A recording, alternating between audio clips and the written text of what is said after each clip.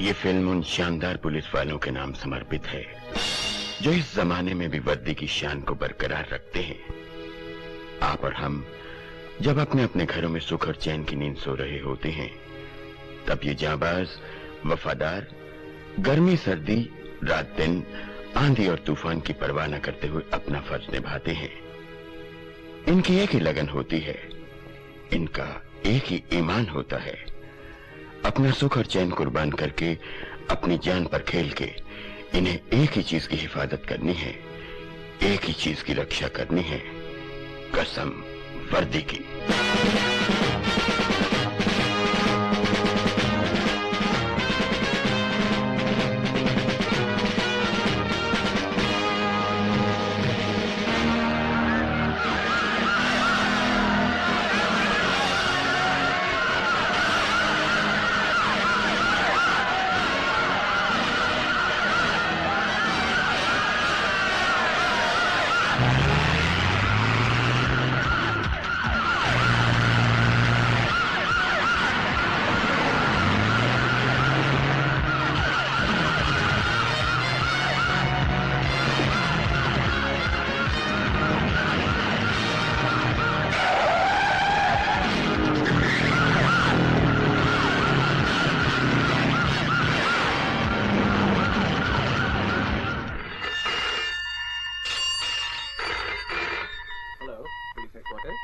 क्या एयरपोर्ट पे बम रखा हुआ है? Hello hello hello. Good evening sir. Sir, जिस फ्लाइट पैसेंजर्स पर शक था, मैंने दोबारा सुरक्षा जांच के लिए उन सबको यहां रोक रखा है।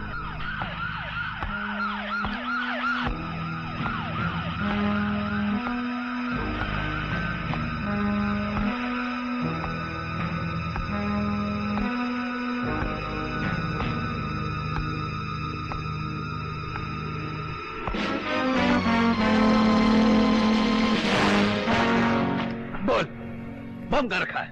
ये क्या बदतमीजी है? मैंने कहा बोल, बम का रखा है। मैं कुछ नहीं जानता। कमीने, मैं कुछ नहीं जानता। काम करने वाले कभी किसी से आंख नहीं मिला पाते। कुछ नहीं जानता। Inspector, yes sir. सभी पैसेंजर्स को बिल्डिंग के बाहर ले जाओ।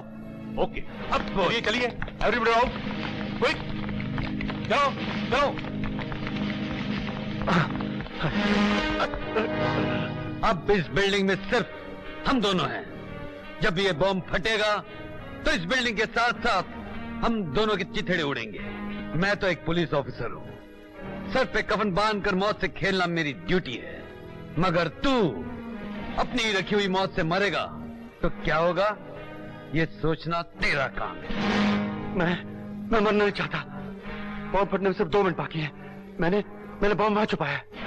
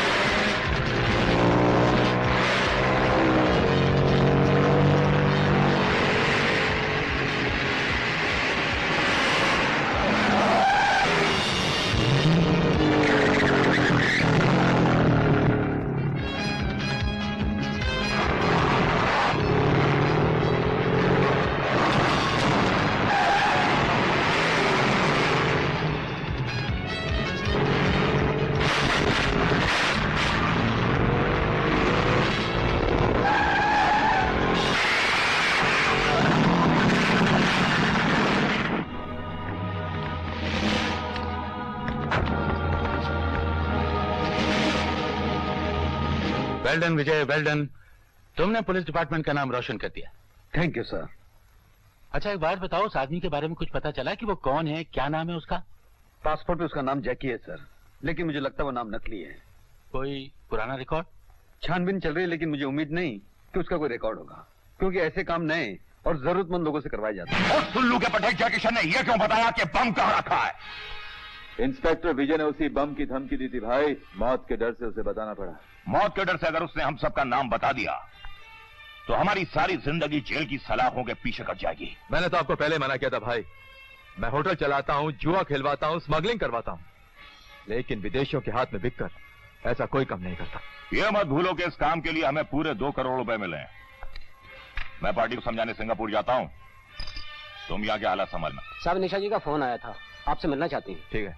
ये निशा कौन है? हमारे क्लब की डांसर है भाई, जय किशन है ना, उससे प्यार करा।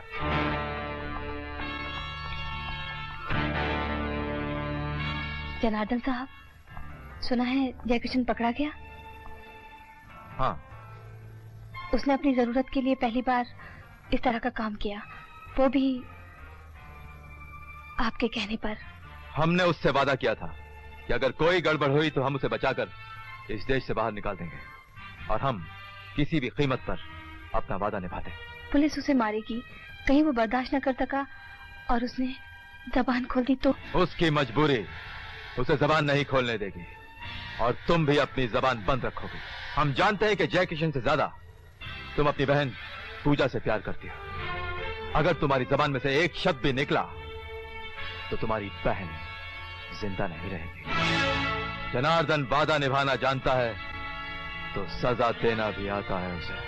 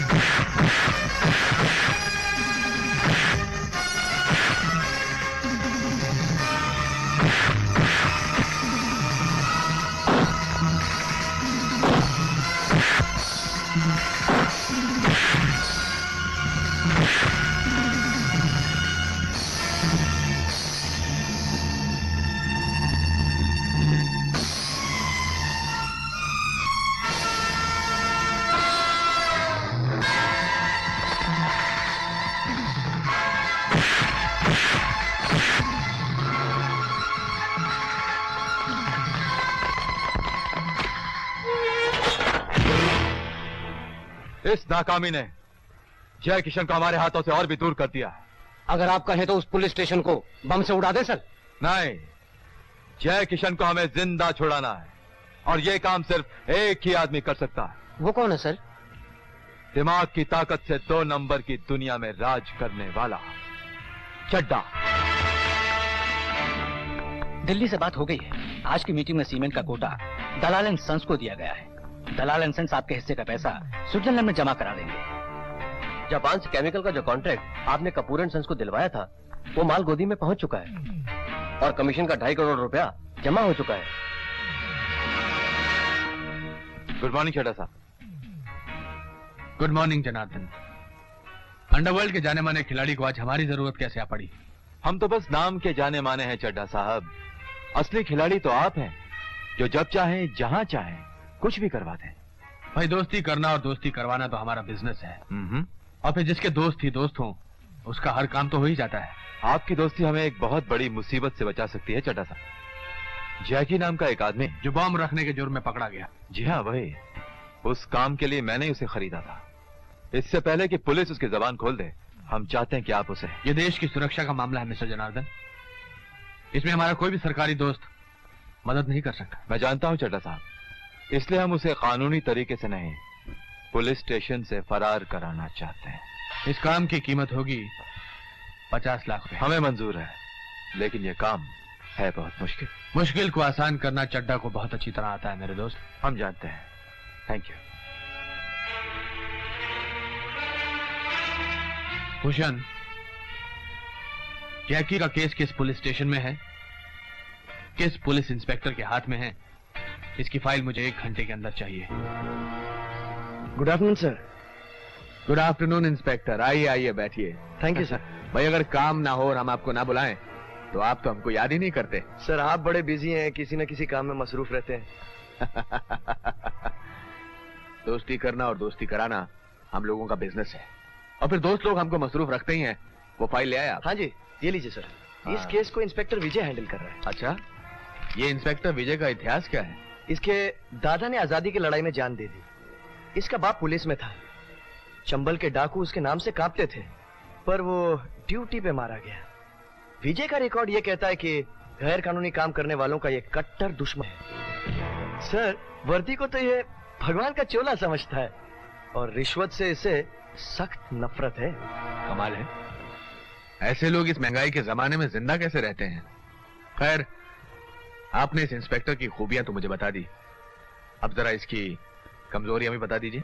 सर मेरी नजर में तो इसकी कोई कमजोरी नहीं है सर। ऐसा कैसे हो सकता है? इस दुनिया में एक भी ऐसा आदमी नहीं होगा जिसकी कोई कमजोरी ना होगी। यह बात दूसरी है कि आपकी नजर उसे ढूंढ नहीं सकती होगी। खैर, आपने इतनी मालूमात पहुंचाई, इसका बहुत बहुत शुक्रिया। सर ये तो दोस्ती का फर्ज है। इंस्पेक्टर राकेश, आप सीधे घर ही जा रहे हैं ना? क्यों? आपकी पत्नी को जापान का जो टीवी वीसीआर चाहिए था वो आपके घर पहुंचा दिया गया है। Thank you sir.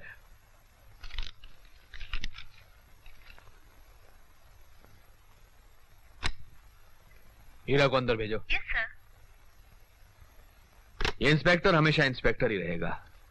कहता था कि इंस्पेक्टर विजय की कोई कमजोरी नहीं है। ये है इंस्पेक्टर विजय की कमजोरी। ये फोटो किसका है चड्डा साहब? इंस्पेक्टर विजय के छोटे भाई अजय का। अरे पूजा, ये सब क्या हो रहा है? हम लोगों ने फैसला किया है कि इस साल कॉलेज के इलेक्शन में तुम खड़े होगे। बिल्कुल नहीं, मैं इन चक्करों में नहीं पड़ने वाला। क्यों? क्योंकि पूजा, आज के जमाने में कुर्सी सिर्फ पाप करने के लिए हासिल की जाती है। स्टूडेंट का नेता बनकर लीडर कॉलेज में स्ट्राइक कराता है, म्युनिसिपल काउंसलर बनकर अपने नाकारा रिश्तेदारों को नौकरी दिलाता है, और देश का नेता बनकर देश को बेचता है। हो सकता है कि कुछ लोग ऐसे होंगे, लेकिन जब तक इन लोगों को हटाने वाला कोई नहीं आएगा तो देश का सुधार कैसे होगा? देखो अजय, मैंने इन सबसे वादा किया है कि तुम्हें राजी कर लूंगी। अब तुम्हें इलेक्शन में खड़ा होना ही पड़ेगा। Vote for Ajay Singh! Vote for! Vote for! क्या कहा? अजय सिंह इलेक्शन में खड़ा हो रहा है? इसका मतलब चरस और गांजे की सप्लाई जो तुम्हारी लीडरशिप में इस कॉलेज में मिल रही थी वो सब बंद हो जाएगी हैं? और इलेक्शन के जमाने में आपके डैडी नेता परशुराम के लिए जो तोड़फोड़ का हम काम करते थे, क्या वो भी बंद हो जाएगा? शबाब, मैं नेता का बेटा हूँ। 2 साल हो गए इस कॉलेज को छोड़े, और आज भी इस कॉलेज में वही होता है जो मैं चाहता हूँ, और आगे भी वही होगा जो मैं चाहूंगा। तो फिर अजय को इलेक्शन लड़ने दें।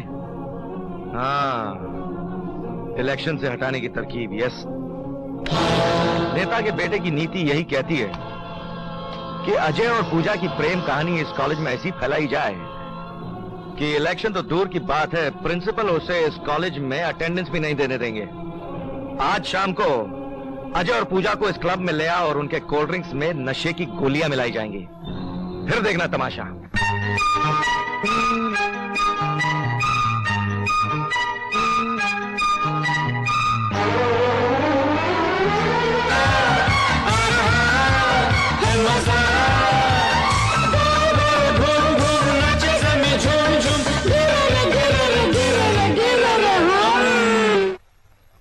अगर मुझे तुम्हारे भाई इंस्पेक्टर विजय का ख्याल न होता तो मैंने तुम्हें कॉलेज से निकाल दिया होगा।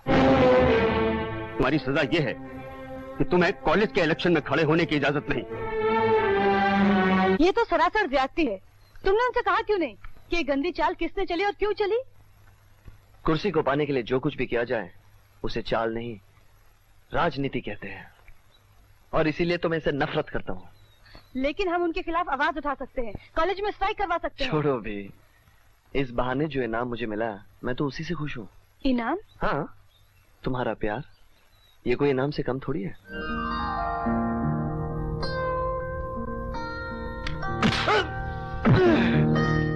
क्या मजाक है भाई?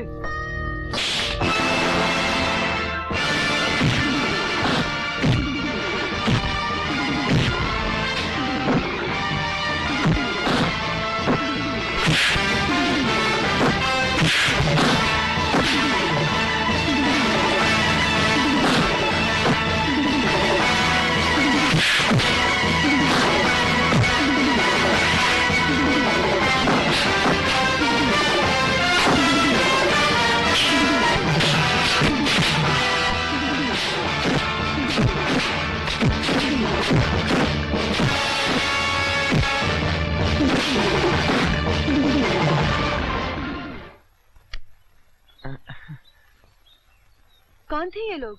हमारे कॉलेज के तो नहीं थे। खैर जो भी थे, आज की पिटाई वो कभी नहीं भूलेंगे। चले?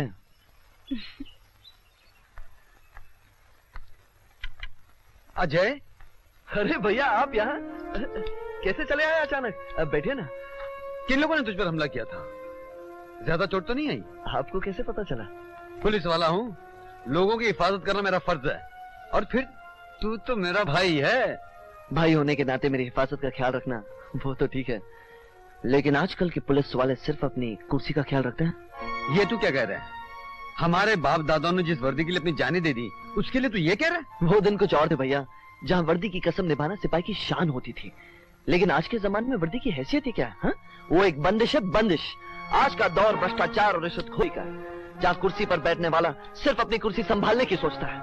वो डरता है, झुकता है पैसों के सामने, बड़े नेताओं के सामने, ना कि अपने कानून के सामने। मुझे आज भी वो हादसा साफ याद है, जब मैं फर्स्ट ईयर कॉलेज में था। अबे साले अंधे, गाड़ी क्या गया? दिखता नहीं गया। अबे जाता कहाँ है? एक्सीडेंट करके भागता है। चल निकल। शराब पी रखी है? चल पुलिस स्टेशन चल।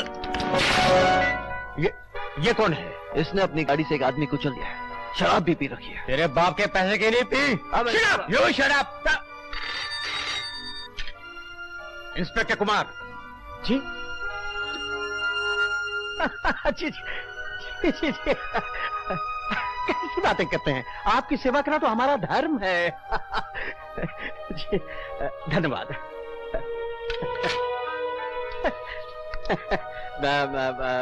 चंद्रकांत जी आप जा सकते हैं।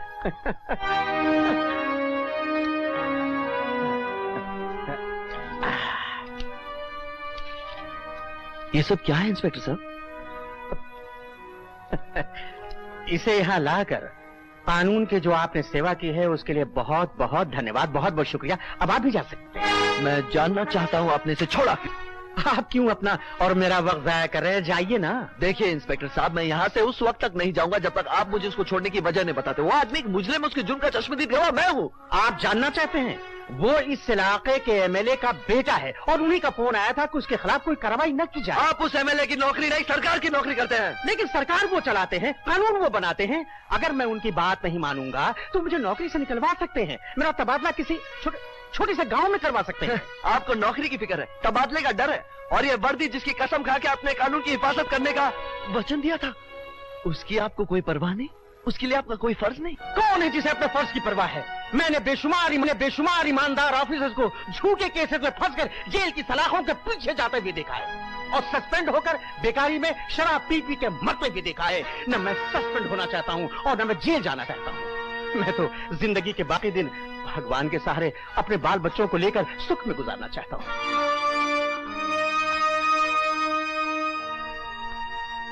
मैं मानता हूं कि भ्रष्टाचार के इस दौर में कई पुलिस वाले बड़े लोगों के दबाव में आ जाते हैं, लेकिन इसका मतलब ये नहीं कि पूरा पुलिस डिपार्टमेंट करप्ट है। अब मुझे देख, मैं तेरा भाई तेरे सामने खड़ा हूं, कभी मुझे किसी के सामने झुकते हुए देखा? एक गंदी मछली सारे तालाब को गंदा कर सकती है भैया, लेकिन एक अच्छी मछली सारे तालाब की गंदगी को दूर तो नहीं कर सकती। ठीक है, मैं मानता हूं कि तू बातों में बहुत होशियार है। फिलहाल तो अपनी पढ़ाई पूरी कर ले, इस मामले में बाद में बात करेंगे। अच्छा ये बता, जिन लोगों ने तुझ पर हमला किया था उनमें से किसी को तू पहचानता है? कोई नाम, कोई निशानी? नाम तो नहीं जानता। एक आदमी के दाहिने गाल पर एक चाकू के घाव का निशान था। चाकू के घाव का निशान? तुम एक कॉलेज के मामूली लड़के को पकड़ नहीं सके? उसको कोई मामूली लड़का मत समझना भूषण। उसके लड़ने के स्टाइल से मालूम पता है कि वो 8-10 को आराम से मार सकता है। तुम्हारे जैसे हट्टे कट्टे आदमी के मुंह से एक लौंडे की तारीफ अच्छी नहीं लगती। नहीं भूषण, किसी की बात को इस तरह नजरअंदाज करना ठीक नहीं। हीरा हमारा खास आदमी, अगर वो किसी की बहादुरी की तारीफ करता है तो जरूर उसका कोई मतलब होगा। यस। फिलहाल इस चक्कर को भूल जाओ, क्योंकि अजय नहीं उसका बड़ा भाई विजय भी होशियार हो गया होगा। हम 2 दिन के लिए दिल्ली जा रहे हैं, वापस आने के बाद इस मामले को देखेंगे। और हाँ, इंस्पेक्टर राकेश को फोन कर देना कि हीरा को किसी भी जुर्म में गिरफ्तार कर ले, और गिरफ्तारी की डेट 2 दिन पहले की होनी चाहिए। Yes sir. हीरा तुम्हें एक रात लॉकअप में काटनी होगी, कल छोड़ दिए जाओगे। Okay sir. जय किशन को हमारा मैसेज दे देना कि उसे छुड़ाने की कोशिश जारी है, वो अपनी जबान बंद रखे।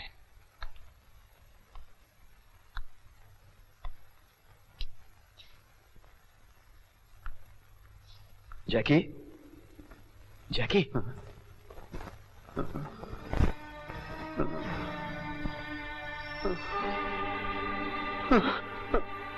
मैं कुछ नहीं जानता, मैं कुछ नहीं जानता। यही बोलना तुम्हारे लिए बहुत जरूरी है। जनार्दन साहब ने तुम्हारे लिए मैसेज भेजा है। कौन जनार्दन? मैं किसी जनार्दन को नहीं जानता। ड्रामा करने की कोई जरूरत नहीं। मैं तुम्हारा दोस्त हूं। तुम्हें छुड़ाने की पूरी कोशिश की जा रही है, लेकिन अगर तुमने अपनी जबान खोली तो तुम्हारी अंधी बहन को मार दिया जाएगा। नहीं। हरामजादे, इंस्पेक्टर विजय की नजर दिल की किताब पढ़ लेती है। तेरी भलाई इसी में है कि तू अपने साथियों के नाम इन्हें बता दे। तेरा कोई साथी नहीं, मैं किसी को नहीं जानता। तू ये झूठ ज्यादा देर तक नहीं बोल सकेगा। तेरे साथियों ने मेरे छोटे भाई को किडनैप करने की कोशिश की ताकि वो मुझे ब्लैकमेल कर सके। बता कौन है तेरे साथी, और मैं तेरी जबान खींच दूंगा। तुझे पता कौन तेरे साथी? अबे बोल। सर, रिकॉर्ड रूम से जो आपने फाइलें मंगाई थी वो आ गई।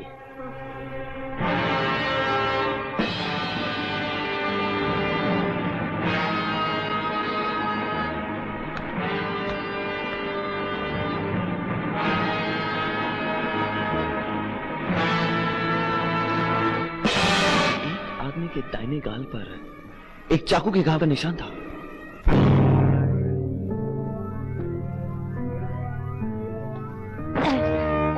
साले, मेरी शराब की भट्टी की शिकायत तूने पुलिस से की थी? की थी। ये शरीफों का मोहल्ला है। चुप बे बुढ़े, शरीफों के मोहल्ले के बच्चे। उठो बाबा, शर्म नहीं आती बाप की उम्र के आदमी पर हाथ उठाते हुए? अरे वाह, इस गंदी बस्ती में ये कमल का फूल कहाँ से आ गया? कमल का फूल नहीं, मैं एक सोशल वर्कर हूँ। पब्लिक की सेवा करना, मजबूर और बेसहारों को सहारा देना मेरा फर्ज है। हम भी तो बेसहारा हैं, हमें भी सहारा दे दो मेरी रानी। विजय तुम? हाँ मैं। कौन है बे तू साले? पहले तू बता, इतवार को कहा था? हीरा दादा से सवाल पूछने वाला 14 बस्तियों में आज तक कोई पैदा नहीं हुआ। तू कौन होता है बे? हाथ से बताऊं या जबान से?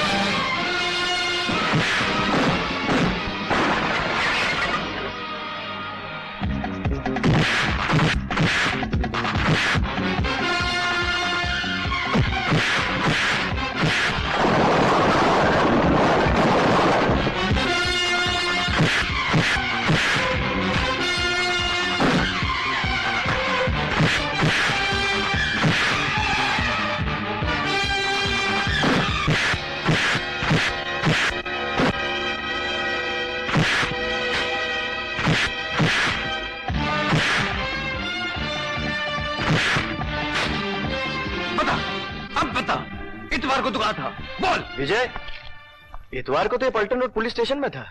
क्यों बे, आज ही छूटा और आज ही अंदर जाने की हरकत कर रहा है? आज ही छूटा?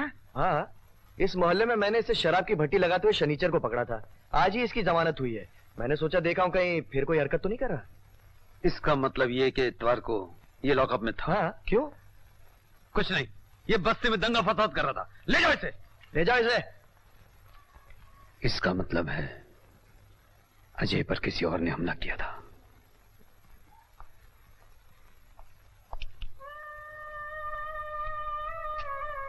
इतने दिनों बाद मिले हो, एक कप चाय भी नहीं पिलाओगे?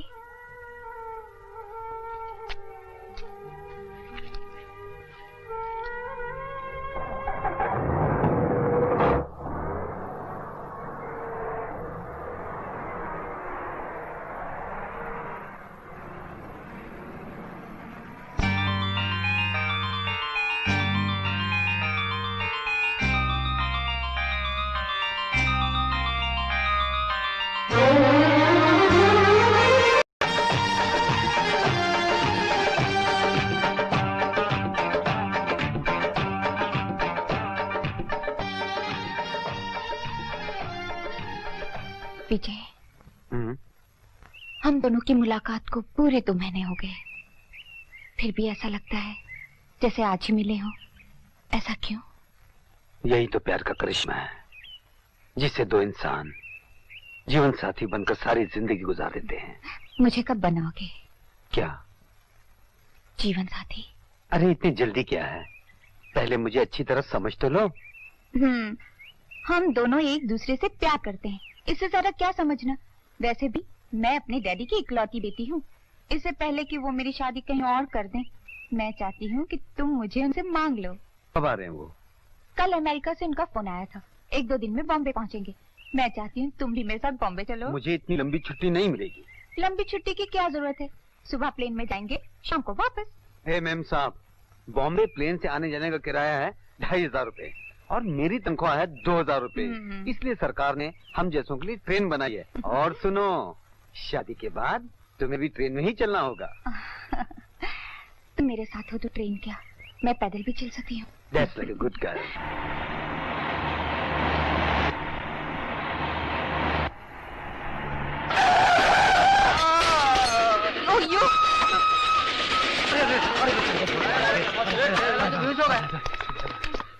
अंधे होकर गाड़ी चलाते हो क्या? अच्छा खास आदमी दिखाई नहीं देता? देखो बेचारे को कितनी चोट लगी है। क्या हो गया इधर? बाजू हटो। कौन मारा? कौन मारा? ये सब इस मैडम ने किया साहब। हवलदार साहब, ये गलती मेरी नहीं थी, ये अचानक साइकिल लेके मेरे सामने आ गया। गलती किसका है किसका नहीं, अंदर जाके पता चलेगा। पहले इसे उठाओ और हॉस्पिटल ले चलो। हाँ चलो चलो। मेम साहब, मामला बहुत सीरियस हो गया है। हाँ? उसकी हड्डी टूट गई। उसे 2-3 दिन अस्पताल में रहना पड़ेगा। हाँ। हवलदार साहब, कितना खर्चा होगा? इलाज का या आपका नाम भी एक्सीडेंट से हटाने का? दोनों का।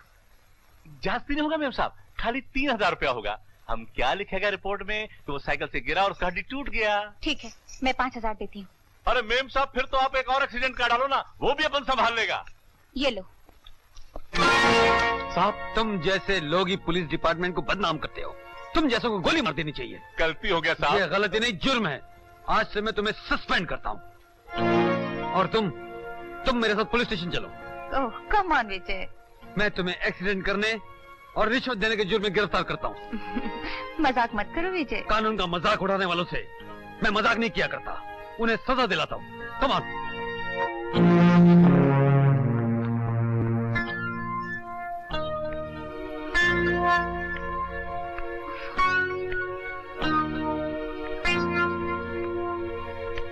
मैडम चलिए, आपको साहब ने बुलाया।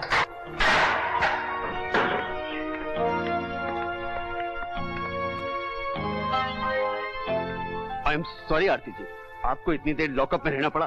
Very sorry. इतनी देर अंदर रहने के बाद इतना जरूर समझ गई होंगी कि ना ही तेज गाड़ी चलाना और ना ही दोबारा किसी को रिश्वत देने की कोशिश करना। मैं तेज गाड़ी भी चलाऊंगी, जरूरत पड़ने पर रिश्वत भी दूंगी, और तुम जैसे खुदगर इंसान से शादी भी नहीं करूंगी। प्यार और शादी मेरा जाती मामला है, जिसका इस वर्दी से कोई ताल्लुक नहीं। अगर मैंने तुम्हें चाहा ना होता तो मुझे लॉकअप में डालने के बदले में मैं तुम्हारी इस वर्दी को उतरवा देती। आरती, इस वक्त तुम गुस्से में हो। तुम्हारे मुंह से निकला हुआ कोई भी गलत शब्द तुम्हें दोबारा हवालात में पहुंचा सकता है। इससे अच्छा है तुम यहाँ से चली जाओ। तुम मुझे हवालात की धमकी दे रहे हो? बंद कर दो मुझे। मेरे पापा के एक फोन पर इस पुलिस स्टेशन का हर आदमी डिसमिस न कर दिया जाए तब कहना। आरती, फजूल की बकवास मत करो। वकील साहब, आप प्लीज ले जाइए इन्हें। वकील साहब क्या ले जाएंगे? बंद कर दो मुझे हवालात में। देखो कितनी ताकत है तुम्हारी इस 2 टके की वर्दी में। आरती, ये वर्दी मेरी माँ है, मेरा भगवान है। इसके खिलाफ एक शब्द भी और अपने मुंह से निकाला ना तो मैं तुम्हें जिंदगी में माफ नहीं करूंगा। माफ तो मैं नहीं करूंगी तुम्हें। बहुत अच्छा हुआ जो एक्सीडेंट हुआ, पता चल गया कि तुम कितने पत्थर हो, कितने घमंडी हो, कितने कठोर हो। खबरदार जो मुझसे कभी बात की। I hate you, I hate you, I hate you। क्या हुआ? कुछ नहीं, चलो।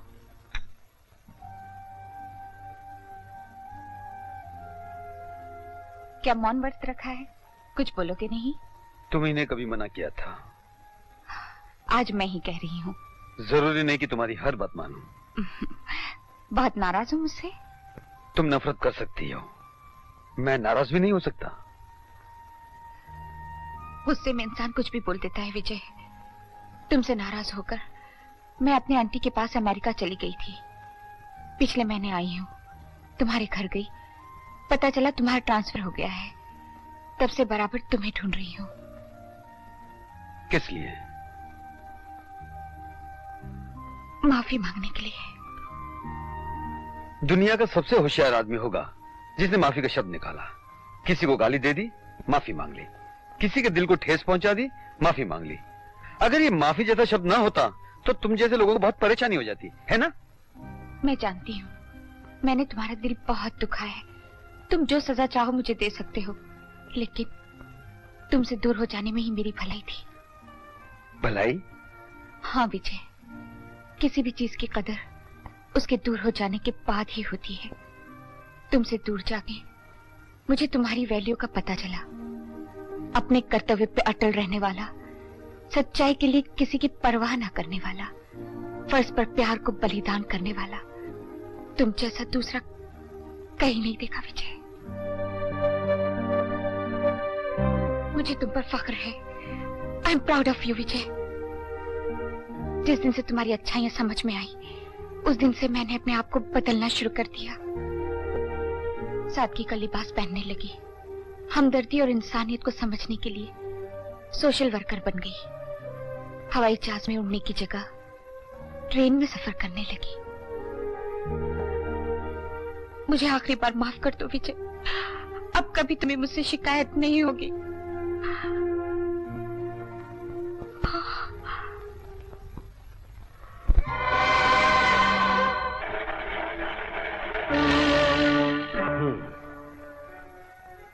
इंस्पेक्टर विजय की ऑनेस्टी और वर्दी के प्रति उसके कर्तव्य की पुलिस डिपार्टमेंट में कस्में खाई जाती हैं। हमारे विचार में आपका उससे टकराना उचित नहीं। परशुराम जी, जनार्दन अंडरवर्ल्ड का माना हुआ आदमी है और उसका भाई बाबला गोल्ड की स्मगलिंग का बेताज बादशाह है। ये दोनों हमारे काम के लिए बहुत जरूरी हैं। ये सोच के एक काम मैंने अपने हाथ में लिया था। सुनिए सुनिए चड्ढा साहब, देखिए, आपसे हमारे व्यापारिक संबंध हैं। आप हमारे होने वाले समधी भी हैं, परंतु नेता परशुराम अपनी कुर्सी को खतरे में नहीं डाल सकता। ठीक है, मैं खुद ही कोई रास्ता ढूंढ लूंगा। ये कागजात तैयार हो गए हैं। मेरी बेटी आरती ने इन पर दस्तखत कर दिए हैं। आपका बेटा कहाँ है? Hi dad, good evening. Good evening, good evening. इनसे मिलो, आप हैं चड्ढा साहब। हेलो। हमारे परम मित्र और तुम्हारे होने वाले ससुर जी। ससुर जी? इनकी बेटी आरती से हमने तुम्हारा विवाह निश्चित किया है। तुम्हें कोई आपत्ति तो नहीं? डैडी, अब आपने फैसला कर लिया है तो मैं कुछ नहीं बोलूंगा। देखा चड्ढा साहब, हमने आपसे कहा था ना कि हमारा बेटा हमारी हर बात को मानता है। बेटे, जरा इन कागजात पर हस्ताक्षर कर दो। लेकिन डैडी, इसमें लिखा क्या है? एक नई इंपोर्ट एक्सपोर्ट की कंपनी खोली जा रही है जिसमें तुम और चड्ढा साहब की बेटी आरती दोनों पार्टनर होंगे।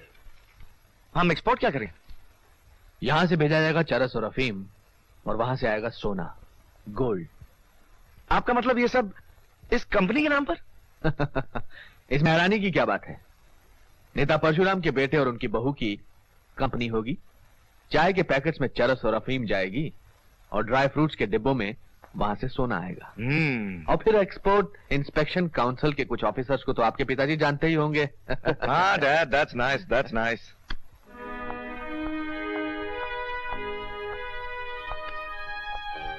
साहब, जय किशन के घर का पता चल गया है। चांदीवली में उसका घर है, खोली नंबर 15, और घर में उसकी एक अंधी बहन है। आई सी। कौन है? जय किशन का घर यही है। जी हाँ, मैं उनकी बहन हूँ, आशा। आप? मेरा नाम विजय है। मैं आपसे कुछ पूछना चाहता हूँ। आइए, बैठिए। शुक्रिया। आप मेरे भैया के दोस्त हैं? जी। सिंगापुर जाने से पहले भैया ने बताया था कि उनका दोस्त आएगा, मुझे डॉक्टर के पास ले जाएगा आंखों का ऑपरेशन कराने के लिए। जल्दी में मैं नाम पूछना ही भूल गई। क्या नाम बताया आपने? हाँ, विजय। कब चलना है डॉक्टर के पास? नहीं नहीं, मैं वो नहीं हूँ जो तुम समझ रही हो। मैं एक पुलिस इंस्पेक्टर हूँ। पुलिस? आप मेरे घर क्यों आए हैं? मेरे भैया ठीक है ना? हाँ, तुम्हारे भैया बिल्कुल ठीक हैं और पुलिस के कब्जे में हैं। पुलिस के? क्यों? उन्हें हवाई अड्डे पर बॉम्ब रखने के जुर्म में गिरफ्तार किया गया। नहीं, आप झूठ बोलते हैं। मेरे भैया ऐसा कोई काम नहीं कर सकते, ऐसा कोई काम नहीं कर सकते। तुम्हारे भैया ने ऐसा किया है और वो रंगे हाथों पकड़े गए हैं। पर मुझे पूरा यकीन है कि यह काम उनसे किसी और ने करवाया, लेकिन डर के मारे वो कुछ बताने को तैयार नहीं। अगर तुम मुझे उन लोगों के बारे में सब कुछ सच सच बता दो तो मैं तुम्हारे भैया को सरकारी गवाह बनाकर छुड़ाने की कोशिश करूंगा। मैं इस बारे में कुछ नहीं जानती। भाई, तुम्हारे जयकिशन का मामला बहुत उलझ गया है। दरअसल इंस्पेक्टर विजय का रिकॉर्ड इतना साफ सुथरा है कि उसके मामले में कोई हाथ डालने को तैयार ही नहीं। मैं यहां से दिल्ली तक की कोशिश कर चुका हूं और अभी अभी खबर मिली है कि इंस्पेक्टर विजय जयकिशन की अंधी बहन से मिलने गया है। अब इससे पहले कि जज्बाती होकर जयकिशन अपनी जबान खोले, हमें उसकी जबान बंद करनी है। इसके सिवा और कोई चारा नहीं? चारा होता तो मैं तुम्हें बुलाता नहीं। ठीक है, ये काम कैसे होगा? उसका इंतजाम मैं कर चुका हूं। इस वक्त जो वो खाना खा रहा होगा उसमें जहर मिला होगा। भूख भी अजीब चीज बनाई है भगवान ने। जितनी बुझाने की कोशिश करो उतनी ही बढ़ जाती है। हा? मैं पेट की भूख की नहीं, उस भूख की बात कर रहा हूं जिसे हवस कहते हैं। खाना खाओ, खाते रहो। 1500 रुपया महीना भाई बहन के लिए काफी नहीं था? हा? इसका मतलब आप? हाँ, मैं तुम्हारे बारे में सब कुछ जान गया हूं। तुम्हारी अंधी बहन को मिल भी आया हूं जो ये समझ रही है कि तुम सिंगापुर गए हो। इंस्पेक्टर साहब, आपने ठीक नहीं किया। वो लोग मेरी बहन को मार डालेंगे। मैंने उसकी हिफाजत का पूरा इंतजाम कर दिया है, लेकिन कब तक? इससे पहले कि उसकी जान को कोई खतरा हो तुम मुझे उन तमाम लोगों के नाम बता दो। बताओ जैकी, मुझे उन लोगों के नाम बताओ। इंस्पेक्टर साहब, वो जैकी, अरे कोई जल्दी आओ। जैकी, जल्दी को डॉक्टर बुलाओ। ये तो मर गया, लगता है इसे जहर दिया गया है।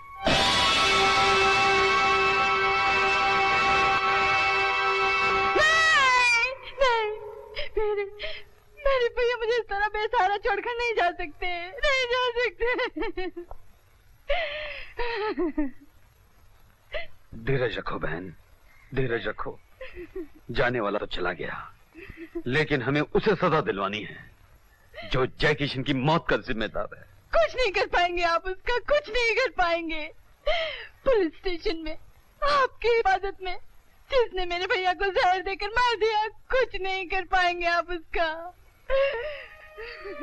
जयकिशन की मौत पुलिस के मुंह पर तमाचा, ये मैं मानता हूं, लेकिन इसका जवाब जयकिशन को मारने वाले के लिए फांसी का फंदा होगा, इसका यकीन रखना। किस बात पर यकीन रखूं? आपने कहा था कि मेरी आंखों की रोशनी के साथ भैया की सजा के अंधेरों को दूर कर देंगे। यहाँ तो पूरी जिंदगी अंधेरे कुएं में दफन हो गई। घेर कर काले बादल अंधकार कर सकते हैं, लेकिन इसका मतलब ये नहीं कि सूरज छुप जाता है।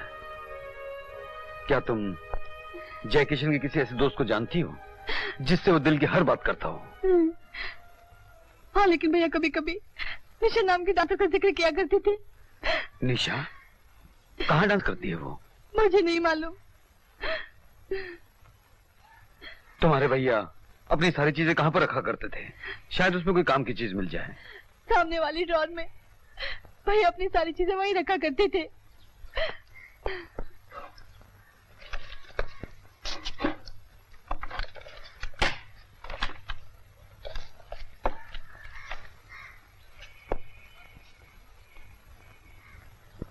अरे आओ विकी, बड़ी देर कर दी आने में। विकी, ये जनार्दन साहब है इस क्लब के मालिक, और ये आरती है मेरी बेटी, और ये है विकी, नेता परशुराम के इकलौते बेटे। नमस्ते। हाँ?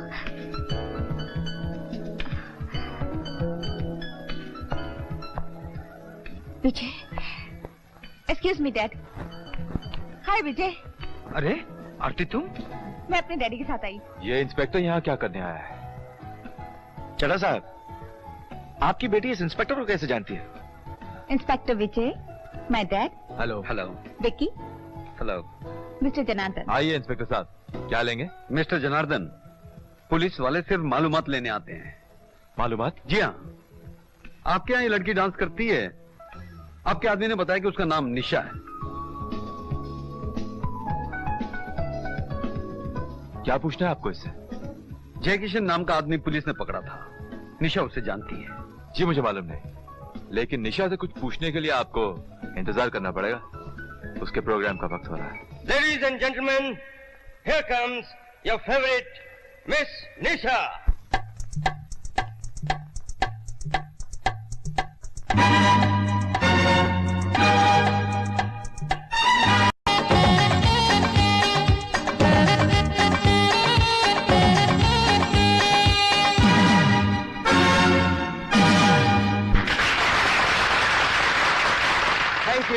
Thank you.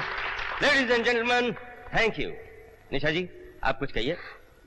मैं थैंक यू वेरी मच।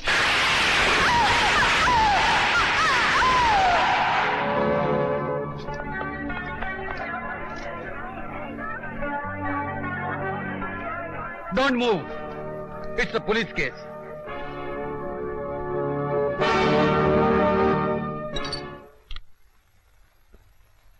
तो कब से जानती हो तुम विजय को? बहुत पहले से। वो बहुत सख्त ऑफिसर है डैडी। उसने मुझे लॉकअप में बंद कर दिया था। उससे झगड़ा करके तो मैं अमेरिका चली गई थी, लेकिन बाद में मुझे एहसास हुआ कि उसकी इसी बात को तो मैं प्यार करती हूँ। प्यार? उस मामूली आदमी से? What nonsense. तुम्हें अपने बाप की अमीरी और अपनी इज्जत का ख्याल होना चाहिए आती। इज्जत कैरेक्टर से बनती है डैडी, और विजय जैसा कैरेक्टर वाला खुददार इंसान मैंने दूसरा नहीं देखा। मैं तो उसे आपसे मिलाना चाहती थी। डैडी, हम दोनों ने शादी करने का फैसला कर लिया है। मेरी इजाजत के बगैर? मेरी खुशी को आपने हमेशा अपनी खुशी माना है। इस मामले में मैं तुम्हारी नहीं, अपनी खुशी मानूंगा। जीवन साथी के साथ जिंदगी मुझे गुजारनी है। गुजारनी तुम्हें जरूर है, लेकिन बेटी के लिए जीवन साथी सही चुनना बाप का काम है। बैंक बैलेंस के अलावा विजय में क्या कमी है? उसमें क्या कमी है और क्या कमी नहीं है, ये बताने की मैं जरूरत नहीं समझता। लेकिन उससे शादी की बात तो दूर, उससे मिलने की कोशिश मत करना, यह हमारा आखिरी फैसला है। एक मिनट डैडी, अपने आखिरी फैसले पर जरा गौर कर लीजिए। मैं विजय से शादी करूंगी, ये मेरा भी आखिरी फैसला है। मैं नहीं चाहूंगी कि हमारे फैसले आपस में टकरा जाएं। विजय, निशा के पोस्टमार्टम की रिपोर्ट। बेचारी अपनी जवानी के करंट से लोगों के दिल जलाती थी, खुद इलेक्ट्रिक करंट से जल गई। वो जली नहीं, जला दी गई। इन्वेस्टिगेशन की रिपोर्ट से ये साबित होता है कि एक हादसा था। यह हादसा उसी वक्त क्यों हुआ जब मैं उससे मिलने गया था। हो सकता है कि इत्तेफाक हो। मैं इसे इत्तेफाक नहीं, होशियारी समझता हूँ। हमें उस होटल के लोगों पर कड़ी नजर रखनी होगी। विजय को पूरा यकीन हो गया कि निशा की मौत एक हादसा नहीं, कत्ल है। इसका मतलब यह हुआ कि उसे मुझ पर और मेरे होटल पर भी शक है। ये कमबख्त विजय हर कदम पर हमारे रास्ते की दीवार बनता जा रहा है। इस दीवार को रास्ते से हटा क्यों नहीं देते? नहीं विकी, उसे रास्ते से हटाना बहुत मुश्किल है। उसके सीनियर ऑफिसर उसकी इज्जत करते हैं, नेता लोग उसे डरते हैं। मैंने आज तक ऐसा सख्त कानून का रखवाला अपनी जिंदगी में देखा ही नहीं। तो फिर उसे कानून के जाल में फंसाकर मारना चाहिए। वो कैसे? नेता का बेटा हूं, ऐसी नीति चलूंगा कि ना सिर्फ उसकी वर्दी उतरेगी, बल्कि आरती भी उससे नफरत करने लगेगी। सुनिए। कौन है? मैं हवलदार हूँ। वो इंस्पेक्टर विजय साहब ने आपको फौरन बुलाया है। विजय भैया ने मुझे बुलाया है? हाँ। क्यों? वो जयकिशन के कातिल का पता चल गया है ना, इसलिए। उसका पता चल गया? हाँ। कौन है वो कमीना? वो नहीं, उसको गिरफ्तार करने से पहले विजय साहब आपसे कुछ पूछना चाहते हैं। अच्छा। हाँ। मुझे उनके पास जल्दी लेके चलिए। हाँ। चलिए। आओ आओ। हाँ, आराम से आओ। हाँ, आ गई अपनी मंजिल आशा। ये पुलिस स्टेशन है? अरे ये ऐसा स्टेशन है जहाँ से तुम्हारी जिंदगी का एक नया सफर शुरू होगा। मतलब? अरे मतलब क्या है कि आज से तुम्हारे भाग खुल गए। झोपड़ी की जगह छत, चारपाई की जगह मसारी, और अंधेरे की जगह उजाले उजाले मिलेंगे। मैं समझी नहीं। अरे बड़ी भोली है रे तू। अपने वो विजय साहब है ना, इंस्पेक्टर विजय, वो तुम पर मर मिटे हैं। हवलदार साहब। अरे नाराज क्यों होती हो? तुम्हें तो खुश होना चाहिए। तुम्हारी कोई बहन होगी, उसे ये खुशी दिला दो। जाती कहाँ हो? चलो आज से तुम्हें बहन मान लिया हमने। आइए विजय साहब, अपनी चिड़िया को संभालिए। इंस्पेक्टर साहब देखिए ना, कैसी गंदी गंदी बातें कह रहा है आपके लिए।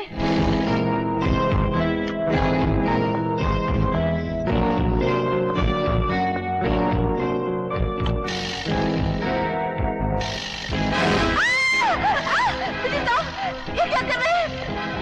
विजय साहब छोड़ दीजिए मुझे। अरे भागती कहाँ है रे तू?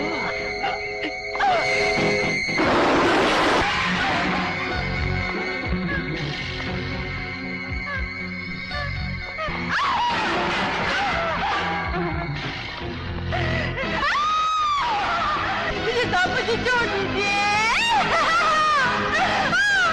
मुझे छोड़ दीजिए भगवान के लिए। मुझे अपनी पे और खाइए।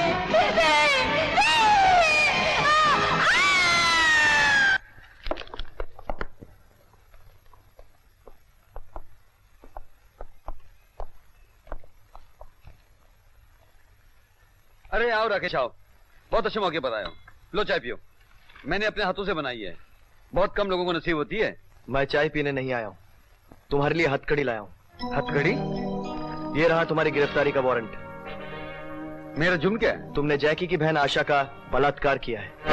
तुम्हारा दिमाग तो खराब नहीं हो गया? आई एम सॉरी विजय, ये वारंट मैंने नहीं, ऊपर वाले साहब ने इशू किया है, और मुझे पूरी उम्मीद है कि तुम कानून के खिलाफ जाने की कोई कोशिश नहीं करोगे। मैं कानून का रखवाला हूँ, कानून के हर ऑर्डर को मानना मेरा धर्म है, चाहे वो मेरे खिलाफ क्यों ना हो। 16 जनवरी की शाम 5 बजे अंधी आशा रोती हुई पुलिस स्टेशन आई। उसने बताया कि डायस के गोडाउन में इंस्पेक्टर विजय ने उसके साथ बलात्कार किया। मैंने उसका मेडिकल चेकअप करवाया, जिसकी रिपोर्ट से यह जाहिर हुआ कि उसकी बात सच है। मैं हवलदार चरणजीत के साथ उस गोडाउन में गया, वहां आशा की फटी हुई साड़ी मिली। उसके अलावा विजय के वर्दी के बैजेस भी मिले, जो हाथापाई के दौरान आशा के हाथ से टूटकर वहां गिरे थे। इस बात का क्या सबूत है जो बैजेस मिले हैं वो विजय की वर्दी के हैं? विजय की गिरफ्तारी के वक्त मैंने उसकी वर्दी भी जब्त की थी, उसमें बैजेस नहीं थे। जिस वक्त आप मुझे गिरफ्तार करने आए, ना ही आपने बैजेस का जिक्र किया, ना ही आपने मुझे मेरी वर्दी दिखाई। एक ऑफिसर होने के नाते मेरा फर्ज है अदालत के सामने सबूत पेश करना, मुजरिम के सामने नहीं। अगर मैं कहूं कि मेरी वर्दी के बैजेस मुझे गिरफ्तार करने के बाद निकाले गए, तो मैं ऐसा क्यों करूंगा विजय? मेरी तुमसे कोई जाती दुश्मनी तो नहीं है? बात दुश्मनी की नहीं, सबूत की होती है मिस्टर राकेश। अदालत विजय के बारे में छुपे हुए सच को साफ देख चुकी है। बैजेस का निकलना कोई ठोस सबूत नहीं है। सिर्फ बैजेस नहीं ऑनर, इंस्पेक्टर की कही हुई हर बात एक अंदाजा है, सबूत नहीं। इन्होंने कहा कि आशा के साथ गोडाउन में बलात्कार हुआ। क्या इनके पास एक भी चश्मदीद गवाह है जिसने मुझे वहां देखा हो? मेडिकल टेस्ट से साबित होना कि आशा के साथ बलात्कार हुआ, यह तो साबित नहीं करता कि ये घिनौना काम मैंने किया हो। मैं कहती हूँ तुमने किया है। तुमने मेरी इज्जत लूटी है, तुमने मेरे साथ अपना मुकाबला किया है। तुम कानून के रखवाले नहीं, कानून के सबसे बड़े मुजरिम हो। तुम्हें कानून की वर्दी पहनने का कोई अधिकार नहीं। तुम एक दाव हो इस देश की पुलिस के नाम पर। तुम पुलिस वाले हो, सबूतों को उल्टा सीधा करके बच जाओगे, लेकिन मुझे अंधी की लाचारी, मेरी हाय तुम्हें कहीं नहीं छोड़ेगी। कीड़े पड़ेंगे तुम्हारे शरीर में विजय, कीड़े पड़ेंगे।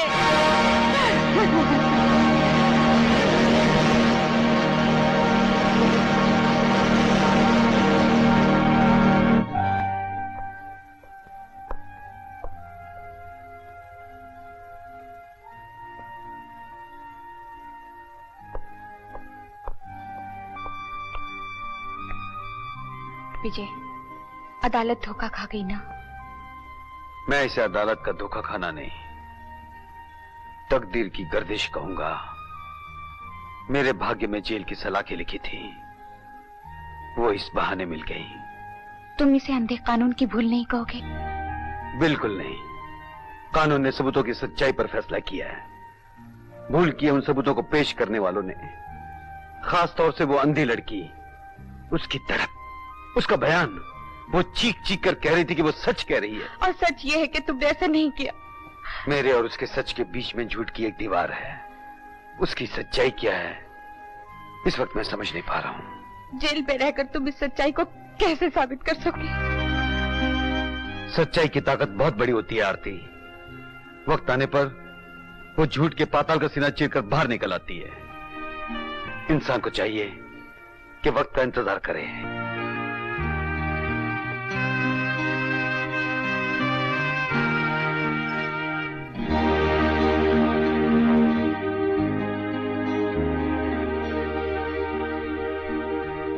ये क्या है? जिस वक्त पर तुम्हें इतना भरोसा है उसका इंतजार करने का, ये मेरा सहारा है। मैं तुम्हारे नाम का सिंदूर अपनी मांग में भर के तुम्हारी पत्नी बनके तुम्हारे घर में रहने का अधिकार चाहती हूँ। आरती, मत अपने आप को इतनी कड़ी तपस्या में डालो। हो सकता है कि मेरी बेगुनाही साबित ना हो। और साथ साथ 7 साल क्या, मैं 7 जन्म तुम्हारा इंतजार कर सकती हूँ। नहीं आरती नहीं, मैं तुम्हें इतनी बड़ी सजा नहीं दे सकता। मेरा काम मानो, किसी अच्छे से आदमी से शादी करके अपना घर बसा लो। विजय, तुम्हें गलत समझ के, तुमसे नफरत करके तुम्हारे बिना 1 साल नहीं गुजार पाई। तुम्हें समझकर 1 पल भी नहीं गुजार पाओगी। मैंने अपनी जिंदगी तुम्हारे नाम पर लिख दी है। अपना नाम देके इज्जत से जीने का अधिकार दे दो तो ठीक है, वरना तुम्हारे नाम के साथ बदनाम होकर जिंदगी गुजार दूंगी। आरती, आरती को उसके नाम की तरह पवित्र रहने का हक दे दो विजय। तुम्हें तुम्हारी आरती की सौगंध।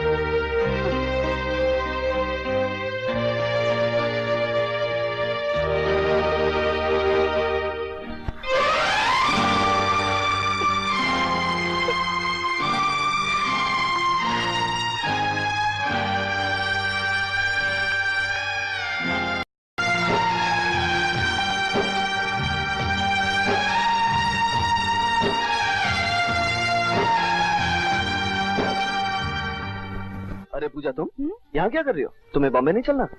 मैं अपनी दीदी का वेट कर रही हूँ। लगता है उन्होंने ट्रेन मिस कर दी। ओह, चलो मैं भी रुक जाता हूँ। नहीं नहीं, तुम जाओ, वरना तुम्हारे भैया परेशान होके खुद चले आएंगे। और वैसे भी मैं दीदी के साथ पूना जा रही हूँ। नेक्स्ट वीक जब बॉम्बे आऊंगी ना तो तुम्हारे घर आऊंगी।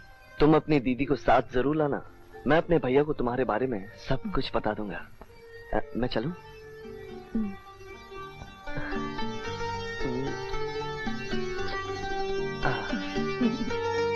बाय। भैया, भैया,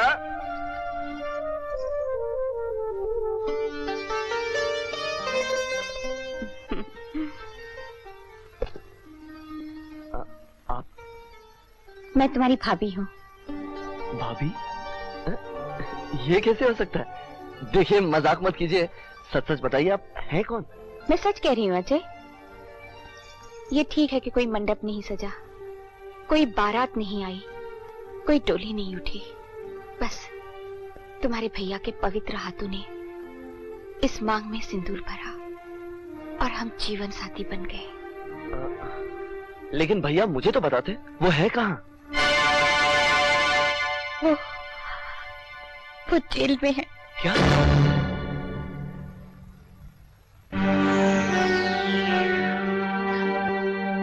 तुम्हारे एग्जाम चल रहे थे, पढ़ाई में तुम्हें डिस्टर्ब ना हो इसलिए तुम्हें कुछ नहीं बताया गया। भाभी, भैया जैसे सच्चे इंसान के साथ जो कुछ भी हुआ है वो आज के भ्रष्टाचार के जमाने में कोई नई बात नहीं। लेकिन आपने जो किया वो सत्युग की सीता तो कर सकती थी, कोई कलयुग की नारी ऐसा करेगी ये मैं सोच भी नहीं सकता था। आप सचमुच महान हो भाभी। अरे ये क्या कर रहे हो अजय? इन पवित्र चरणों की सौगंध भाभी, तुम्हारे और भैया के इस वनवास को तुम्हारा तेवर खत्म करेगा। ये वनवास नहीं, एक किस्म का इम्तिहान है, कानून और वर्दी का। किस कानून किस वर्दी का? उसका जिसकी इज्जत की आप कस्में खाते थे, जिसके लिए हमारे पुरखों ने अपनी जानें दे दी, और जिसके बदले में आपको मिली है जेल की सलाखें, बदनामी, सजा। ग्रहण का दाग तो चांद और सूरज को भी सहना पड़ता है। हम तो इंसान हैं, तकलीफों पर मुस्कुराना इंसान की शान है अजय। कुदरत की दी हुई तकलीफ पर मुस्कुराना तो इंसान की शान होती है, लेकिन इंसान की दी हुई तकलीफ पर नहीं। भैया, मुझे सिर्फ उन लोगों का नाम बताइए जिनकी वजह से आपको सजा हुई है। मैं उन कुत्तों को सच कहने पर मजबूर कर दूंगा और खुद सजा का हकदार बन जाएगा। अगर तूने गैर कानूनी ढंग से सच को उगलवाने की कोशिश की तो तू कानून का मुजरिम कहलाएगा। और वो लोग जिन्होंने कानून की कमजोरियों का नाजायज फायदा उठाकर आपको मुजरिम बना दिया, उनका? ये उनकी वक्ती जीत कह सकते हो, लेकिन उनका अंजाम अच्छा नहीं होगा। इस वक्त तो मुझे आपका, मेरा और आपके नाम का सिंदूर मांग में भरकर बैठी हुई भाभी का अंजाम बुरा नजर आ रहा है। यह हमारा अंजाम नहीं, जिंदगी के रास्ते की दुश्वारी है। सच्चाई की आग जिसमें तपकर आदमी कुंदन बनता है। मैं तो सिर्फ इतना जानता हूं कि आप बेगुनाह हैं, और आपकी बेगुनाही साबित करना मेरा फर्ज है, जो मैं किसी भी हालत में करूंगा। मुझे सिर्फ उनके बारे में आप कुछ बता सकते हैं? इसके लिए तुझे मेरी एक शर्त माननी पड़ेगी। अपने शरीर पर पुलिस की वर्दी पहननी पड़ेगी। भैया, तेरा फर्ज है मेरी बेगुनाही साबित करना, और मेरा फर्ज है तुझे सही रास्ता दिखाना। अगर तू अपना फर्ज निभाना चाहता है तो तुझे मेरे बताए हुए रास्ते पर चलना पड़ेगा।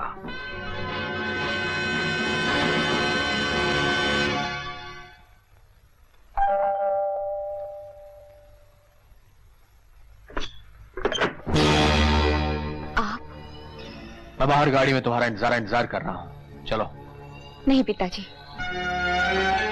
मैं अपने पति या देवर की आज्ञा के बिना इस दहलीज के बाहर नहीं निकल सकती। न सिर्फ तुम बाहर निकलोगी, बल्कि दोबारा कभी इस दहलीज के अंदर कदम नहीं रखोगी। ये तुम्हारे पिता का हुक्म है। पति का नाम साथ लग जाने के बाद पिता का लड़की पर कोई अधिकार नहीं रह जाता। बकवास बंद करो। तुम्हारा ये बचपना हमें गुस्सा दिला देगा और अपनी जायदाद से तुम्हारा नाम काट देंगे। मेरी जायदाद, मेरे पति और उनका नाम है। वो नाम जो बदनामी के कफन में लिपटा हुआ है, वो पति जो जेल में है, जिसकी तुम्हारे साथ ठीक से शादी भी नहीं हुई। इस मांग में भरा उनके हाथ का सिंदूर मेरी शादी का सबसे बड़ा सर्टिफिकेट है। मैं इस सर्टिफिकेट को नहीं मानता। चुपचाप मेरे साथ चलो, वरना मैं तुम्हें जबरदस्ती यहाँ से ले जाऊंगा। इस बात की कोशिश भी मत करना, वरना अपनी बेइज्जती के जिम्मेदार आप खुद होंगे। अच्छा, मेरे मैं सब कुछ सुन चुका हूँ भाभी। आप मेरी भाभी के पिता हो, आपकी सेवा, आपकी इज्जत करना मेरा फर्ज है, लेकिन एक देवर होने के नाते मेरी मां समान भाभी को धमकी देने वाले को मुंह तोड़ जवाब देना मेरा धर्म है, और फर्ज को धर्म के रास्ते में कभी नहीं आना चाहिए। अब आप ही का फैसला है। आप अंदर आके मुझे अपना फर्ज निभाने का मौका दोगे या? आप अंदर आइए पिताजी।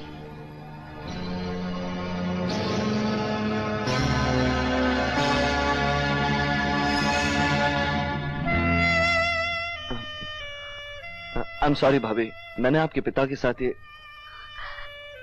डरती थी विजय के बिना हालात का मुकाबला कैसे कर सकूंगी। तुम जैसे देवर को पाकर लगता है मुकाबला कैसा, हालात को तो ठोकरे मार मार कर भगा दूंगी। मिला अपने भैया से, क्या कहा उन्होंने?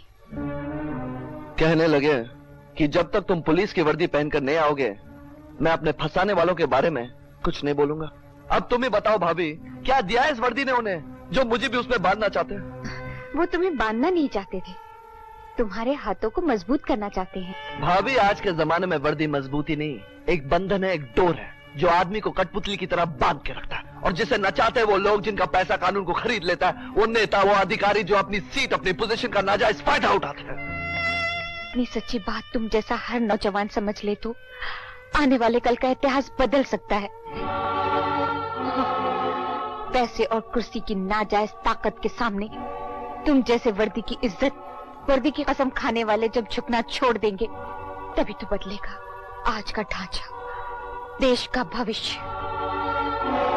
ठीक है भाभी, अगर आप भी यही चाहती है तो इस वर्दी की कसम, इसकी शान, इसके हर असूल को मानकर पूरी ईमानदारी के साथ इसे पहनूंगा। ये भी कोई शादी हुई अंकल? न फेरे न बारात, बाप हैं आप, जबरदस्ती कर सकते थे? वो बालिग है विकी, जबरदस्ती नहीं कर सकता। और फिर तुम जानते हो कि आरती कितनी जिद्दी है, लेकिन तुम फिक्र मत करो, विजय को 7 साल की सजा हुई है। 3-4 महीने में जज्बात का जोश ठंडा हो जाएगा, फिर मैं उसे ले आऊंगा। लेकिन अंकल, उसके बीच अगर हमें कुछ माल बाहर भेजना पड़ा तो आरती के दस्तखत की जरूरत तो पड़ेगी ना। तुम उसकी चिंता मत करो, दस्तखत मैं ले आऊंगा।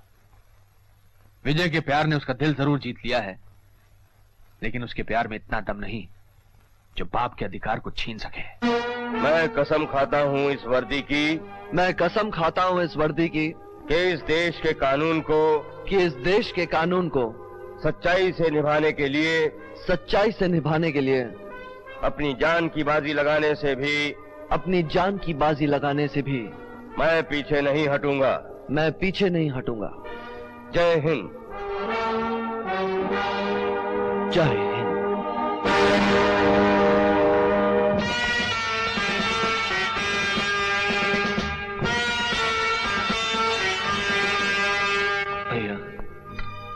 आज हमारे पुरखों की आत्मा तेरे शरीर पर यह वर्दी देखकर खुशी से झूम उठी होगी।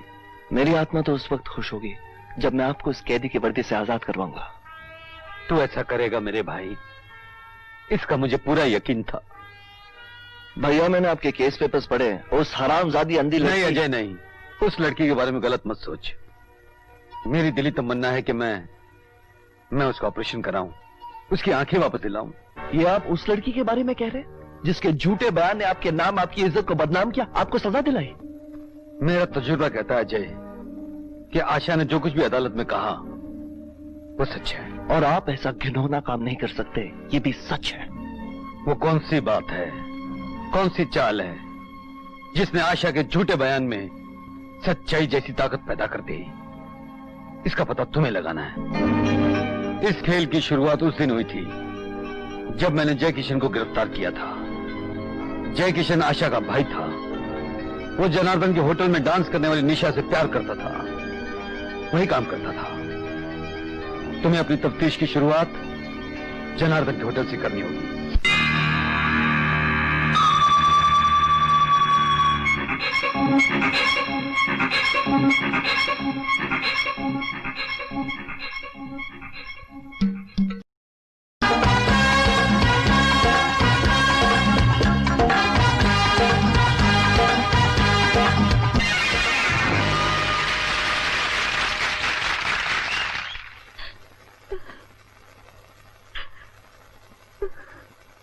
पूजा। अजय, तुम यहाँ क्या कर रहे हो? यही सवाल मैं तुमसे पूछना चाहता हूँ। तुम्हें इस रूप में देखे मेरे दिल पर क्या गुजरेगी, ये कभी सोचा तुमने?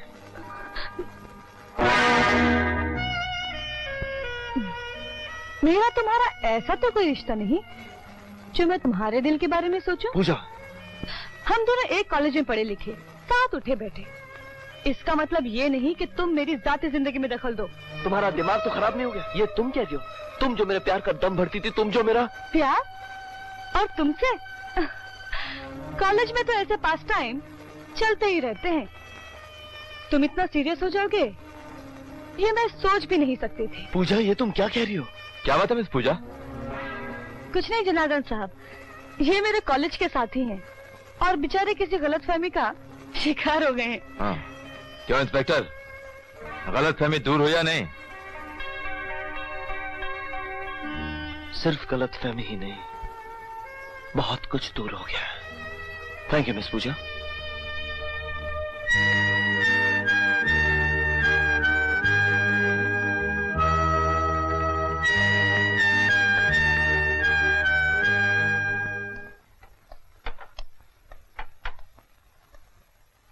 आ गए अजय?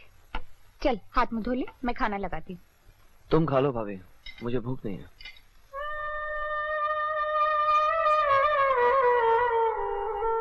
भूख नहीं है? हाँ, क्या बात है?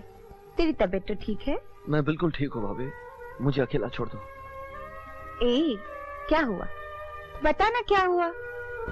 तुझे मेरी सौगत, तेरे भैया की सौगत। भाभी, क्या प्यार भी एक खेल होता है? क्या दिल भी धोखा देते हैं? एक तुम हो जिसने प्यार के लिए अपना सब कुछ कुर्बान कर दिया, और एक वो है जो प्यार को टाइम पास करने का खेल समझती है। कौन है वो? वो मैं हूँ भाभी जी। मैं अजय के साथ कॉलेज में पढ़ती थी और इनसे प्यार करती हूँ, मगर इन्होंने ये जानने की भी कोशिश नहीं की कि मैं होटल में डांसर बनकर क्यों नाच रही हूँ, इनके प्यार को खेल क्यों कह रही हूँ। लेकिन तुमने ये सब किया क्यों? क्योंकि मुझे अपनी बहन के कातिल की तलाश थी। क्या? तुम्हारी बहन? हाँ भाभी, मेरी बड़ी बहन निशा, जो उस क्लब में डांसर थी। जब मैं कॉलेज से आई तो मुझे पता चला कि उसका खून कैसे हुआ, और उस दिन मैंने कसम खाई कि जिसने भी मेरी बहन का खून किया है मैं उसे जिंदा नहीं छोड़ूंगी। मैंने तुम्हारे प्यार का मजाक इसलिए उड़ाया ताकि जनार्दन को हम दोनों के संबंध के बारे में पता ना चले, नहीं तो मुझे नौकरी से निकाल देता। तो क्या तुम्हारी बहन की मौत में जनार्दन का हाथ है? ये तो मैं नहीं जानती, लेकिन जनार्दन बहुत बदमाश आदमी है और उसके ताल्लुकात अंडरवर्ल्ड के लोगों से हैं।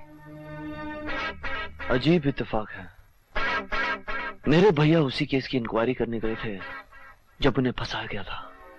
तुम्हारे भैया इंस्पेक्टर विजय, जिन्होंने उस अंधी लड़की के साथ? ये झूठा इल्जाम है, उन्होंने ऐसा कुछ नहीं किया। लेकिन आशा तो कसम खाकर कह रही थी कि... वो कौन सा झूठ है जिसने आशा की कसम में सच्चाई जैसी मजबूती भर दी? इसी राज को मैं जानना चाहता हूँ, और इस सच्चाई की झलक तो सिर्फ आशा दे सकती है। लेकिन आशा तो भैया के नाम से नफरत करती है, इसलिए मेरा उससे मिलना ठीक नहीं होगा। उससे कुछ मालूम करने के लिए मेरे पास एक रास्ता है। वो क्या है भाभी? मैं और तुम राधा को डॉक्टर के पास ले जाकर उसकी आंखों का ऑपरेशन कराएं। जब ऑपरेशन कामयाब हो जाए तो वो हमें अपना मानकर शायद कुछ ऐसी बात बता दे जिससे तुम्हारी बहन के कातिल और विजय को फंसाने वाले का पता मिल सके। भाभी ठीक कहती है पूजा। कलकत्ता से बहुत बड़े आंखों के डॉक्टर बैनर्जी आए हुए हैं जो शेरटन होटल में ठहरे हैं। मैं कल ही उनसे अपॉइंटमेंट लेता हूँ। तुम और भाभी आशा को लेकर वहां चली जाओ। आशा की आंखों की रोशनी हम सबको रोशनी दे सकती है। पेशेंट का नाम? मिस आशा। बैठिए। सुनिए, आरती नाम की कोई औरत हमें पूछने तो नहीं आई? जी नहीं। चलो बैठो। ये आरती कौन है? सोशल वर्कर है। ये समझो कि मेरी बड़ी बहन जैसी है, और तुम्हारे इस इलाज का खर्चा भी वही उठाने वाली है। डॉक्टर बैनर्जी कौन से रूम में है? 302। Thank you. हम सब यहाँ जमा हुए, इकट्ठा हो रहे हैं, कहीं पुलिस को शक तो नहीं हो जाए? ऐसा कुछ नहीं होगा, डोंट वरी। अच्छा,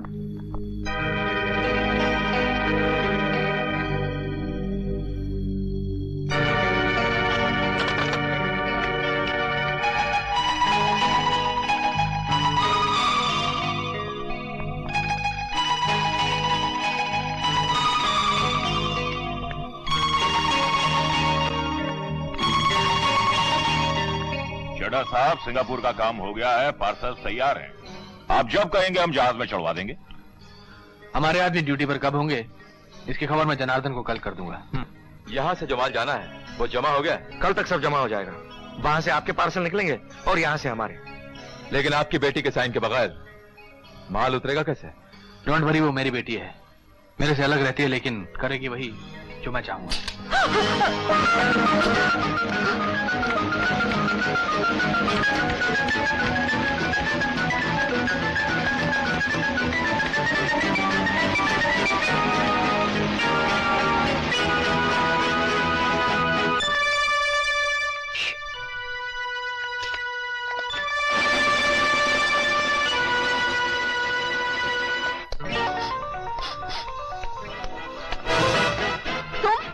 जेल से छूट गए, तुम्हारी वर्दी ने तुम्हें बचा लिया, लेकिन मैं तुम्हें जिंदा नहीं छोड़ूंगी। अरे क्या बकवास करती हो, छोड़ो मुझे। आशा छोड़ दो इन्हें। नहीं, मैं इसे जिंदा नहीं छोड़ूंगी, इससे मेरी इज्जत मिलती है, मैं इसका खून पी जाऊंगी। आशा, ये इंस्पेक्टर विजय नहीं है, ये विकी है, और मैं इन्हें बहुत अच्छी तरह जानती हूँ। लेकिन इसने तो वही खुशबू लगाई है जो विजय ने उस वक्त लगाई थी जब उसने मेरे साथ मुंह काला किया था। अरे क्या बकवास करती हो, छोड़ो। इडियट।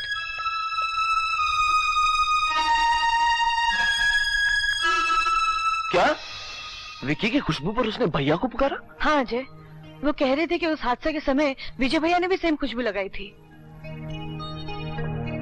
भैया को तो खुशबू से नफरत है, वो तो कभी कोई खुशबू नहीं लगाते। कहीं इस मामले में विकी का हाथ तो नहीं? तुम तो जानते ही वो किस किस्म का आदमी है।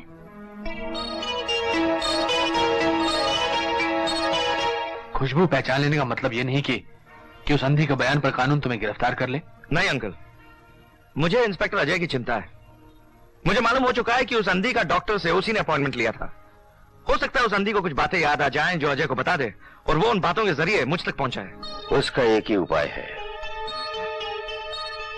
उस अंधी की मौत। और मेरे विचार से जनार्दन ये काम आसानी से कर पाएगा।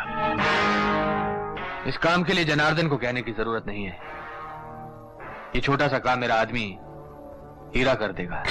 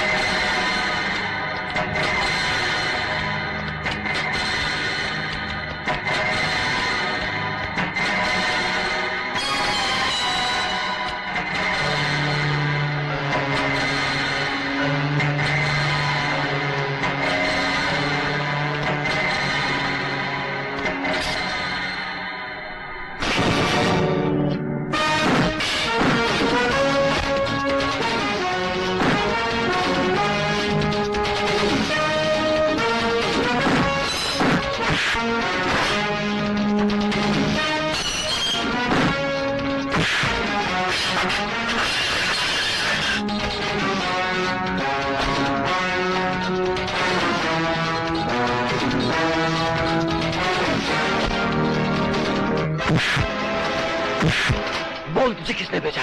आशा को मारने क्यों आया था?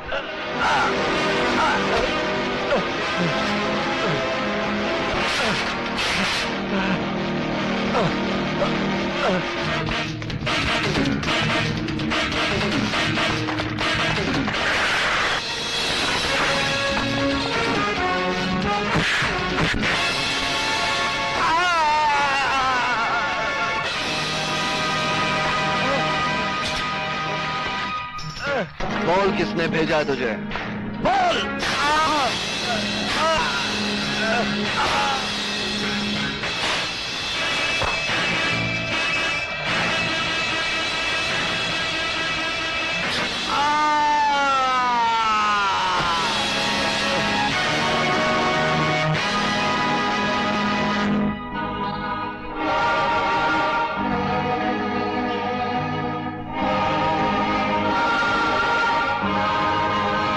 लेकिन अजय, एक पुलिस वाले को इस तरह कानून हाथ में लेने का कोई हक नहीं है। मैंने कानून को हाथ में नहीं लिया सर। अगर मैं ये सब नहीं करता तो एक बेसहारा बेकसूर अंधी लड़की को जान से मार दिया जाता। इस बात का क्या सबूत है कि वो आशा को मारने आया था? क्योंकि आशा ने विकी की खुशबू को पहचान लिया था। घबराकर विकी ने आशा को जान से मारने की कोशिश की। Sir, I want arrest warrant for mister Vicky right now. Vicky ने आशा को मरवाना चाहा सर, इस बात का हमारे पास कोई ठोस सबूत नहीं है।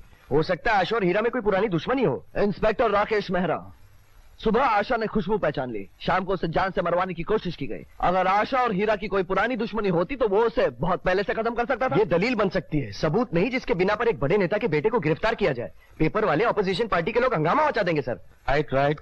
मैं समझता हूँ राकेश बिल्कुल ठीक कह रहा है। हमारे पास ऐसा कोई सबूत नहीं है जिसके बिना पर हम विकी के खिलाफ एक्शन ले सकें। अंडरस्टैंड?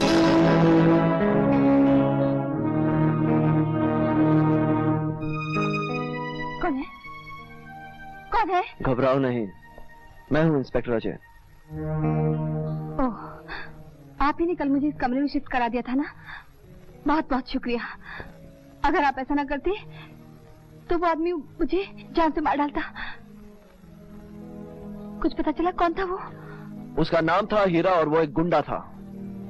लेकिन वो तुम्हें मारना क्यों चाहता था? कुछ समझ में नहीं आता। मेरे ख्याल से उसे उसी आदमी ने भेजा था जिसने तुम्हें बर्बाद किया। वो तो इंस्पेक्टर विजय था। उस आदमी को क्यों भूल रहे हो जिसे कल तुमने विजय समझा, जो खुशबू लगाए हुए था? हो सकता है इंस्पेक्टर विजय जैसी खुशबू वो भी लगाता हो। तुम देख नहीं सकती, तुम्हें जो कहा गया तुमने समझा, लेकिन ऐसा भी हो सकता है कि ऐसे ही खुशबू इस्तेमाल करने वाले ने इंस्पेक्टर की वर्दी पहनकर तुम्हें बर्बाद किया। ऐसा कैसे हो सकता है? ऐसा हुआ है क्योंकि इंस्पेक्टर विजय कभी कोई खुशबू इस्तेमाल नहीं करते और ये सब जानते हैं। हे भगवान, अगर ऐसा हुआ है तो मैं अपने आप को कभी माफ नहीं कर पाऊंगी। खुशबू के अलावा तुम मुझे और कोई ऐसी बात बता सकती हो जिससे मुझे सच्चाई तक पहुंचने में मदद मिले? ऐसी कोई बात? हाँ इंस्पेक्टर साहब, जो हवलदार मुझे पकड़ कर ले गया था, उसकी कलाई मैंने पकड़ी थी। थोड़ा मोटा था। अगर वो कलाई फिर से मेरे हाथ में आ जाए तो उसे मैं पहचान सकती हूँ।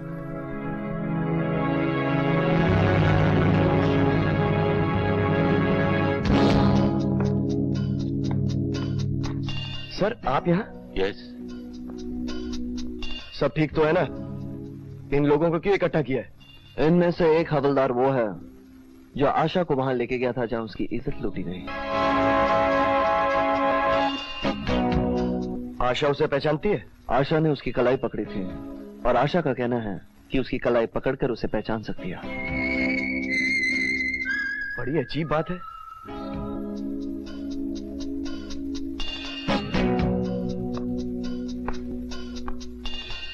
आशा अंदर बैठी है, तुम लोग एक एक करके अंदर जाओगे। जस्ट अ मिनट सर, अगर वो पहचानती है तो सामने कलाई पकड़ के देख ले, अंदर जाने की क्या जरूरत है? ये बात मैंने भी कही थी, लेकिन अजय की जिद है। Ajay, you can go ahead. Thank you sir. तुम अंदर जाओ। लो बहन।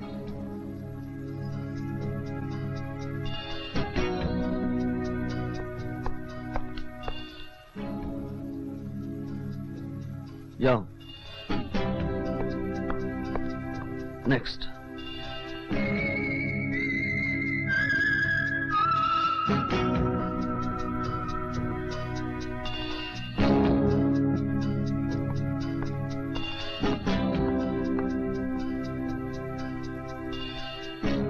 जाओ।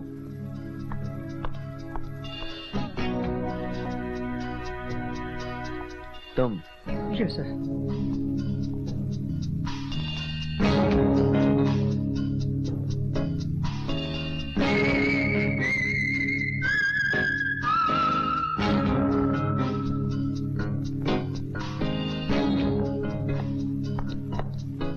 हो गया सर।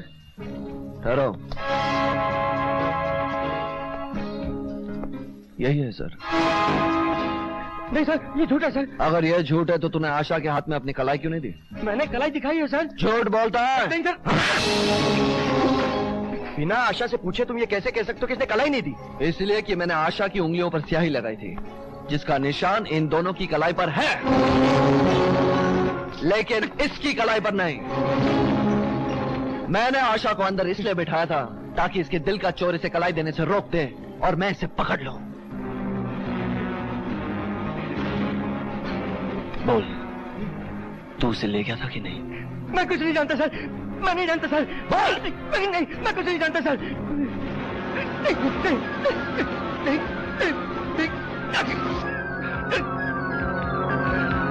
अरे ये तो बेहोश हो गया, इसे हॉस्पिटल ले जाना चाहिए। एम्बुलेंस बुलाओ।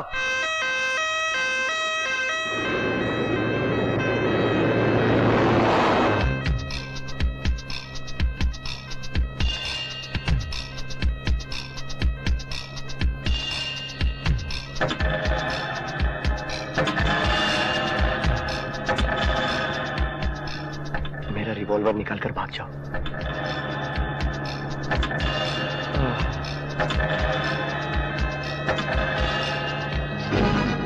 गोली मार दूंगा।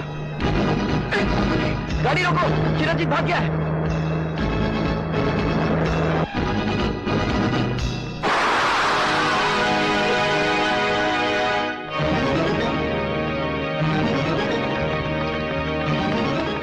क्या हुआ? मेरा रिवॉल्वर लेके भाग रहा था। मैंने तो गोली पैर में मारने की कोशिश की, मगर पीठ पर लग गई। मर गया बेचारा।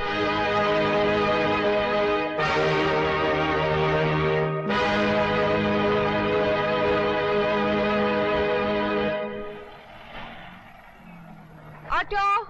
सलाम मैम साहब। सलाम। आप बाजार जा रही हैं? हाँ, बाजार जा रही हूँ। आरती, तुमसे एक जरूरी बात करनी है। आओ गाड़ी में बैठो। आओ ना।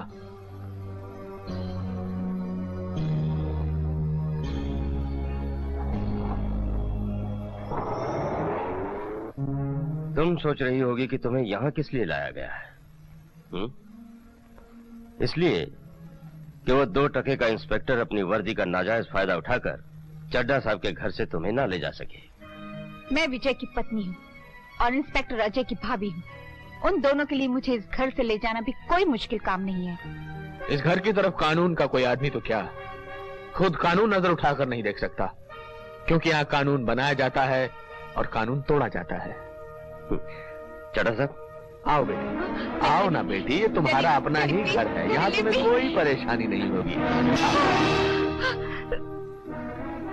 आप बाप होके बेटी के दुश्मन क्यों बन रहे हैं? क्योंकि बेटी बेवकूफ है। दौलत और ताकत दुनिया में सबसे बड़ी चीज है। दौलत कमाना मुझे आता है और नेता परशुराम की बहू बनाकर ताकत भी मेरी मुट्ठी में होगी। साहब, मेमचा तो घर पर नहीं है। कहाँ गई? अपने डैडी के साथ गाड़ी में गई हैं। ये तो अच्छा हुआ चड्ढा साहब कि चिरंजीत मेरा इशारा समझ गया और चक्कर खा के गिर गया, वरना इंस्पेक्टर अजय उससे मेरा और विकी का नाम जरूर उगलवा लेता। भाई राकेश, तुमने बहुत होशियारी का काम किया है। ये लो 50,000 रुपया इनाम के तौर पर। शुक्रिया सर, आपने पहली बार घर आने का मौका दिया, ये क्या कम बात है। अच्छा तो मैं चलूं सर? अरे भाई, पहली बार घर पर आए हो, बिना ड्रिंक लिए कैसे जा सकते हो? Come on, have a drink with me. Very good, cheers. साहब, इंस्पेक्टर अजय साहब आपसे मिलना चाहते हैं। ये यहाँ कैसे आ गया? ठीक है, उसे अंदर भेजो। राकेश, तुम इधर चले जाओ, जाओ।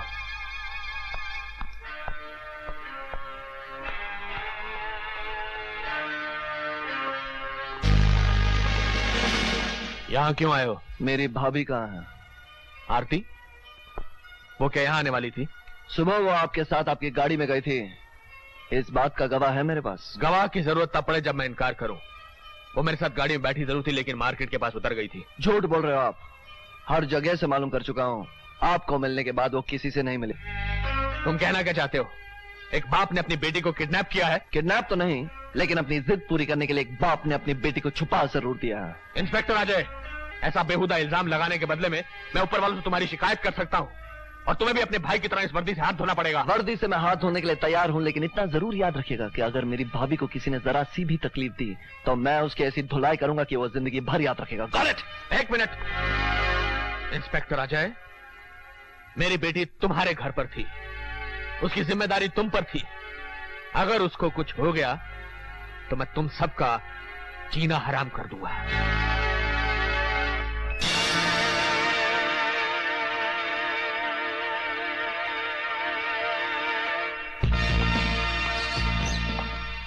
दा दा दा दा दा दा दा दा।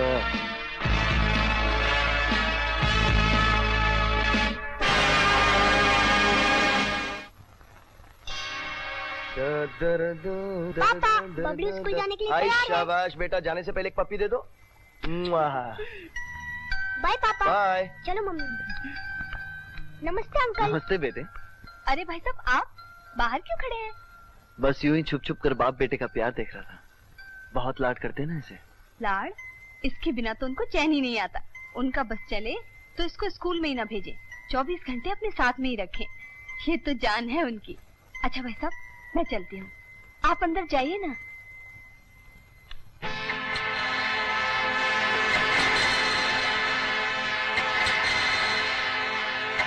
Good morning mister Rakesh. Ajay, यहाँ कैसे आना हुआ? मैं हवलदार चरणजीत की मौत के बारे में मशवरा करने आया हूँ। क्या मशवरा? मेरा ख्याल है कि हवलदार चरणजीत ने पुलिस स्टेशन में बेहोश होने का नाटक किया था। ये तुम कैसे कह सकते हो? क्योंकि अगर वो वाकई बेहोश हुआ था तो फिर उसे सिर्फ 10 मिनट में होश कैसे आ गया? मैं क्या जानता। और सिर्फ यही नहीं, बल्कि उसने आप जैसे सीनियर ऑफिसर का पिस्तौल छीनने में भी कामयाबी हासिल। अजय, पकड़े जाने का खौफ इंसान की 10 गुना ताकत बढ़ा देता। यह भी तो हो सकता है कि उसने ये सब किसी स्कीम के तहत किया हो। अगर ये कोई स्कीम थी तो उसे बेनकाब करो, स्कीम बनाने वालों को गिरफ्तार करो। मेरा टाइम क्यों बर्बाद कर रहे हो? उनको तो मैं बेनकाब कर ही दूंगा। खैर, आपसे एक और बात पूछनी थी। बोलो। कल मेरी भाभी अपने डैडी के यहाँ गई थी, आप उसे मिले थे क्या? तुम्हारी भाभी और उनके डैडी, उनसे मेरा कैसे मिलना हो सकता? क्यों? आप मिस्टर चड्डा के घर नहीं जाते? अब तक तो नहीं गया। अगर मैं कहूं कि आप झूठ बोल रहे हो? अजय,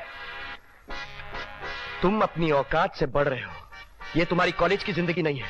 तुम्हारे शरीर पे पुलिस की वर्दी है और तुम्हें इस वर्दी और अपने कंधे पे लगे स्टार्स के दायरे में रहकर बात करनी चाहिए। अगर मैं ऊपर वालों से कंप्लेन कर दूं तो 1 मिनट के अंदर तुम्हारी ये वर्दी उतर सकती है, समझे?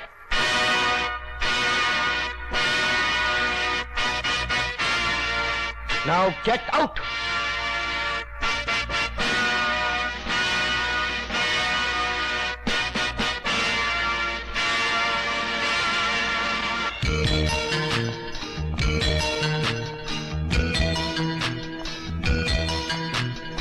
तुम्हें इस वर्दी और अपने कंधे पे लगे स्टार्स के दायरे में रहकर बात करनी चाहिए। तुम्हें इस वर्दी और अपने कंधे पे लगे स्टार्स के दायरे में रहकर बात करनी चाहिए। तुम्हें इस वर्दी और अपने कंधे पे लगे स्टार्स के दायरे में रहकर बात करनी चाहिए।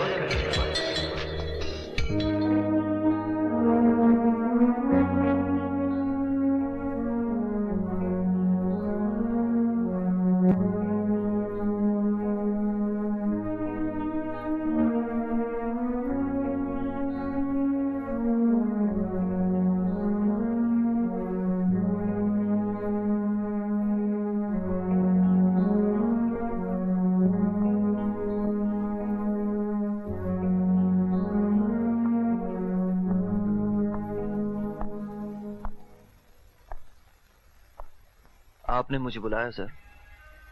हाँ अजय सिंह, बहुत शिकायतें आ रही हैं तुम्हारे बारे में। जी, मैंने इंस्पेक्टर राकेश मेहरा से बदतमीजी से बात की। रात के 11 बजे मिस्टर चड्डा के घर जाकर उनकी बेटी, मेरी मां समान भाभी को छुपाने का इल्जाम लगाया। इसके अलावा और कोई शिकायत है सर? डिपार्टमेंट जवाब चाहता है इन बातों का। इन सारी बातों का जवाब मैं लिख कर लाया हूं सर।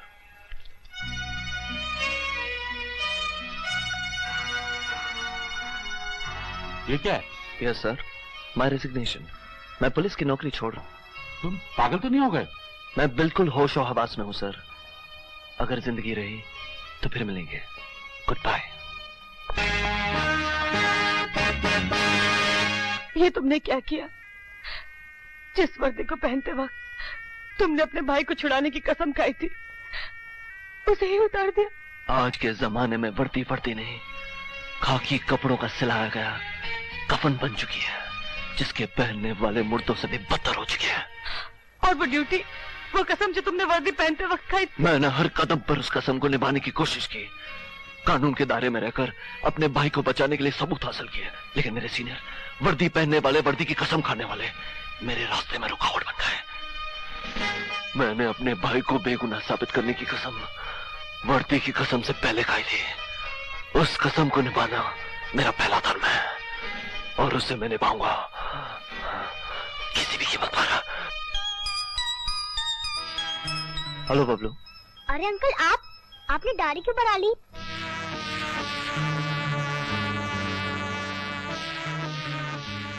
कुछ दुश्मनों की वजह से, जो सिर्फ मेरे ही नहीं तुम्हारे डैडी की भी दुश्मन है, और इन दुश्मनों की वजह से तुम्हारी जान को भी खतरा है बेटे। इसलिए तुम्हारे डैडी ने मुझे तुम्हारी हिफाजत के लिए भेजा है। चलो मेरे साथ। आप आ गए? क्या हुआ मालती? बबलू का अब तक कुछ पता नहीं चल रहा। मैंने बबलू को सब जगह ढूंढा, लेकिन बबलू कहीं नहीं मिल रहा। बबलू कहीं नहीं मिल रहा। हेलो हेलो डैडी, मैं बबलू बोल रहा हूँ। बबलू बेटे, कहाँ हो तुम? तुम्हारा बेटा मेरे पास है इंस्पेक्टर। कौन हो तुम? क्या चाहते हो? इंस्पेक्टर विजय की बेगुनाही का सबूत। तुम ये गैर कानूनी काम करके बच नहीं सकते। कानून के रखवाले जब कानून को खिलौना बना देते हैं तो उनके साथ इसी तरह खेला जाता है। इंस्पेक्टर, विजय को बेगुनाह साबित करके उसे जेल से छुड़वा दो। तुम्हारा बेटा बबलू तुम्हें वापस मिल जाएगा। सुनो, हेलो सुनो। कहाँ है मेरा बबलू? कहाँ है मेरा बबलू? मेरा बबलू मुझे चाहिए। मेरा बबलू, मेरा बबलू।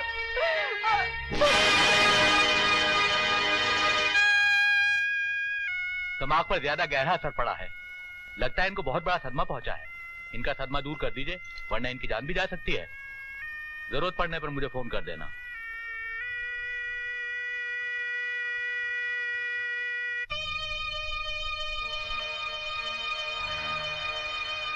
देख लिया राकेश मेहरा, अपनी काली करतूतों का नतीजा, या कुछ और पाप करने बाकी है?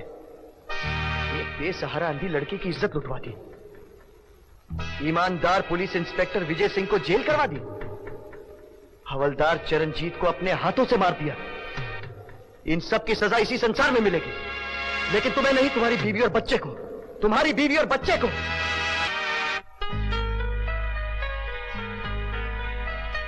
मैं इंस्पेक्टर राकेश मेहरा अपने होश और हवास में लिखकर यह बयान दे रहा हूं कि आशा का बलात्कार करने के लिए उसे मेरे दोस्त ने बुलवाया था। आशा को बुलाने हवलदार चरणजीत गया था। मेरे दोस्त ने इंस्पेक्टर की वर्दी पहनी और विजय बनकर उसकी इज्जत लूटी ताकि विजय फंस जाए। मैं अपने दोस्त का नाम कानून को नहीं बता सकता, विजय बेगुनाह है। इंस्पेक्टर राकेश हम लोगों के बारे में क्या क्या जानता है? आपके बारे में वो कुछ नहीं जानता है, लेकिन वो ये तो जानता है कि इंस्पेक्टर की वर्दी पहनकर मैंने उस अंधी की इज्जत लूटी थी। कमिश्नर को भेजी हुई चिट्ठी में ऐसी कोई बात नहीं लिखी है। जो ये बता सकता है कि विजय अपराधी नहीं है, वो ये भी बता सकता है कि असली अपराधी कौन है। मैंने जनार्दन को कह दिया है, उसके आदमी राकेश को ढूंढ रहे हैं, पता लगते इन्फॉर्म कर देंगे। तो जनार्दन के साथ साथ मैं भी उस कुत्ते राकेश की तलाश करता हूं। पता नहीं ये राकेश ने ऐसा क्यों किया। मुबारक हो विजय, मुबारक हो। आशा रेप केस से न सिर्फ तुम बरी किए जा रहे हो, बल्कि वापस अपनी नौकरी पर बहाल किए जा रहे हो। ये रही तुम्हारी वर्दी। ये सब कैसे हुआ सर? इंस्पेक्टर राकेश मेहरा के बयान के बिना पर। घबराओ नहीं, बाकी बातें मैं तुम्हें रास्ते में बताऊंगा, पहले तुम अपनी वर्दी पहन लो।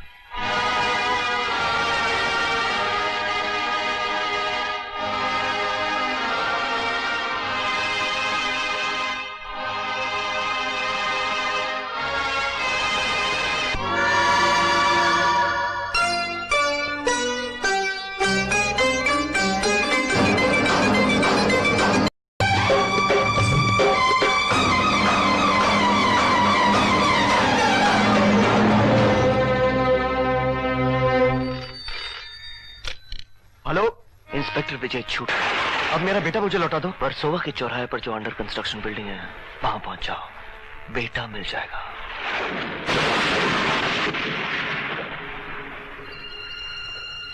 बबलू! अच्छा बबलू तुम जाओ। बेटा बबलू! डैडी! बेटे तू ठीक तो है ना? तुझे कुछ हुआ तो नहीं? तू घबराए तो नहीं ना?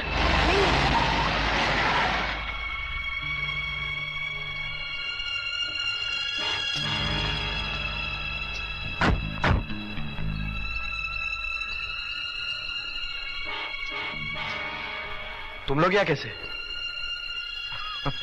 तुम्हारा मुंह हमेशा के लिए बंद करने के लिए।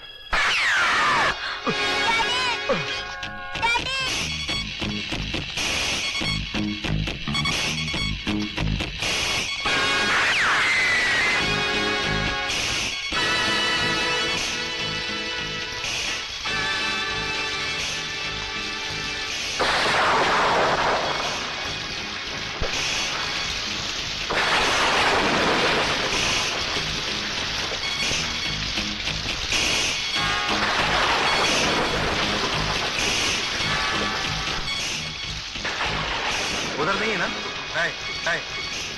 आजा, यहाँ दिखते हैं, आजा।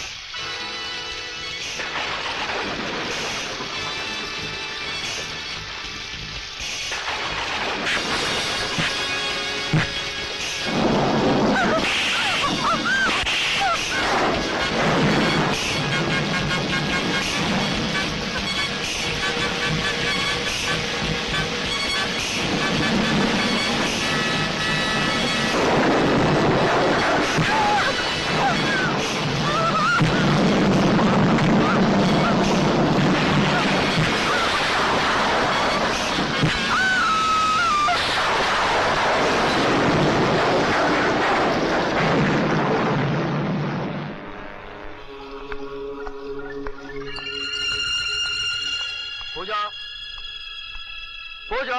अंकल! अंकल! अरे बबलू, पूजा कहाँ? पूजा! पूजा! अरे बबलू, ये सब कैसे हुआ? दो आदमी आके मेरे डैडी को गोली मार के और आंटी को हथौड़ा मार के भाग गए।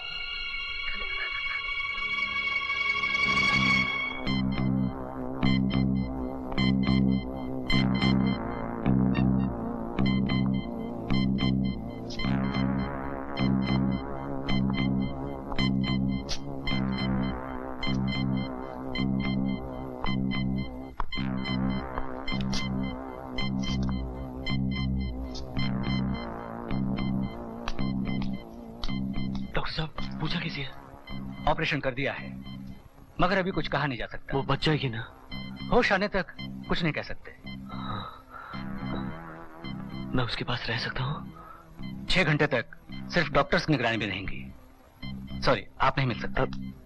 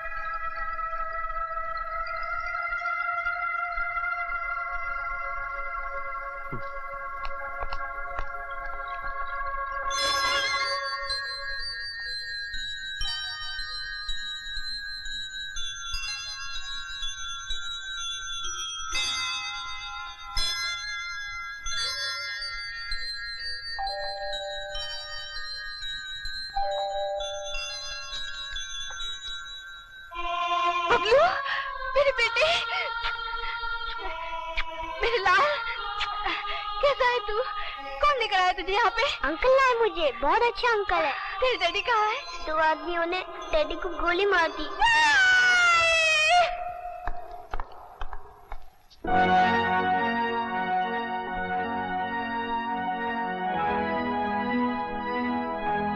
आजादी मुबारक हो भैया।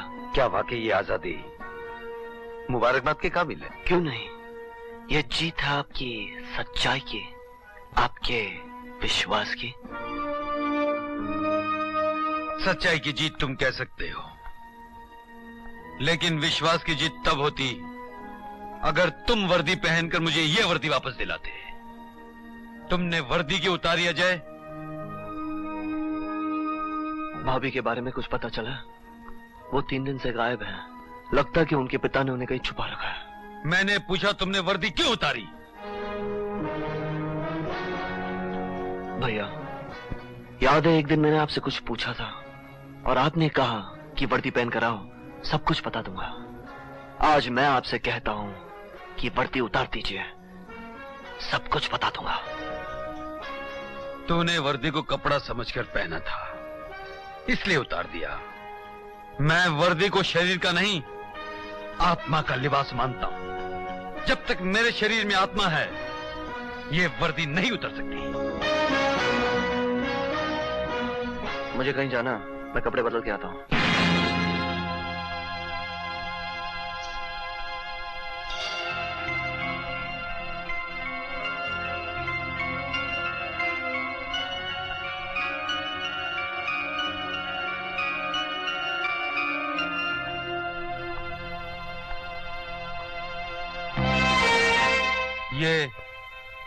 ये खून मेरा नहीं है। जानता हूं, लेकिन दूसरे का खून तेरे कपड़ों पर देखकर मेरे दिल पर क्या गुजरेगी, ये कभी सोचा है तूने? ये खून किसी दूसरे का नहीं, आपकी होने वाली बहू का है, जो इस वक्त अस्पताल में जिंदगी और मौत की जंग लड़ रही है। इस जंग का जिम्मेदार कौन है? मेरा कर्तव्य, मेरा फर्ज। तेरा फर्ज नहीं, तेरी नादानी, तेरी जल्दबाजी, जिसकी वजह से तूने अपनी वर्दी उतार दी। अगर मैं वर्दी ना उतारता तो आप... तो मुझे ये वर्दी नहीं मिलती, अपनी आजादी नहीं मिलती। अरे पगले, मैं सच्चाई की ज्योत के सहारे सारी जिंदगी सजा के अंधेरों से लड़ सकता था। तूने मेरे हाथ में आजादी की तलवार तो दे दी, लेकिन मेरे हाथ काट दिए। मुझे कानून की नजरों में बेगुनाह साबित तो कर दिया, लेकिन खुद गैर कानूनी काम कर बैठा। मैंने कोई गैर कानूनी काम नहीं किया, मैंने तो सिर्फ आज के कानून का नाजायज फायदा उठाने वालों को सजा दी है। आप जो कानून की रहनुमाई करना जानते हैं, उन्हें उनका हक दिलवाया है। मेरी नजरों में तो ये इंसाफ है, लेकिन अगर आपके कानून की नजर में ये गुनाह है, तो मुझे उसकी कोई परवाह नहीं। अजय, अजय, अजय दरवाजा खोलो। अजय, ये क्या पागलपन है? अजय!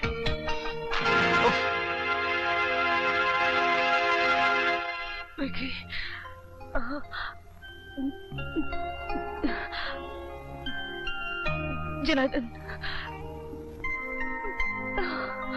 पूजा, अजय,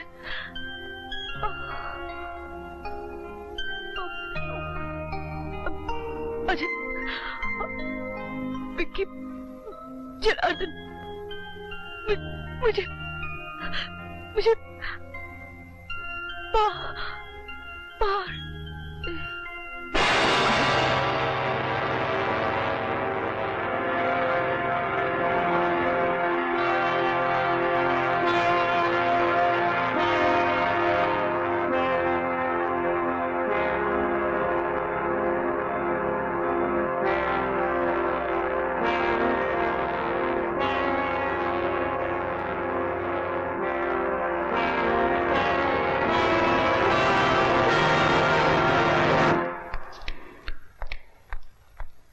एक्सक्यूज मी सिस्टर। जी? पूजा कौन सी कमरे में है? She is dead. और अजय जो उसे लेकर आया था? वो 1 मिनट पहले चले गए। चले गए।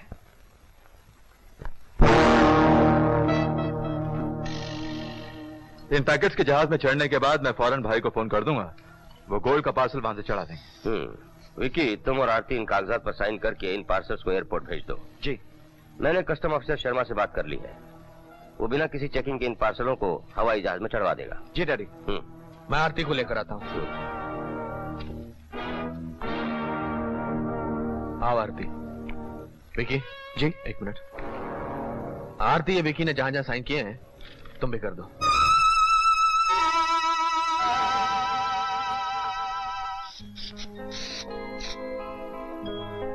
विकी, अपना परफ्यूम देना। परफ्यूम? Oh sure.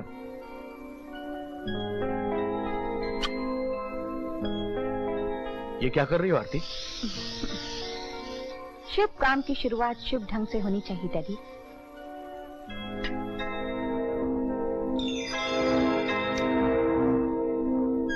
आरती! आरती आरती की तरह जलकर राख हो जाएगी, लेकिन देश के गद्दारों का साथ नहीं देगी। ये क्या पागलपन है? ये पागलपन नहीं, सच्चाई की वो ताकत है जो विजय जैसे सच्चे इंसान की पत्नी में हो सकती है, आप जैसे देश के गद्दार की बेटी में नहीं। बकवास! ये तमाचा नहीं डैडी, इनाम है जो सच के आत्मविश्वास को और भी बढ़ाता है। अजीब पागल बेटी है आपकी चड्ढा साहब। हाँ, होते हैं, ऐसे भी पागल लोग होते हैं अपने देश में, क्या करें। इसका सिर्फ एक ही इलाज है नेताजी, आरती की शादी जल्द से जल्द विकी के साथ करा दी जाए। पत्नी बनने के बाद वो हर बात मानने पर मजबूर हो जाएगी। लेकिन चड्ढा साहब, जब तक उसका हाथ ठीक नहीं हो जाता वो साइन नहीं कर सकती, और जब तक वो साइन नहीं करेगी ये माल नहीं जा सकता। माल जाएगा जनार्दन, वैसे भी ये पैकेट्स ज्यादा दिन इनके घर पे नहीं रह सकते।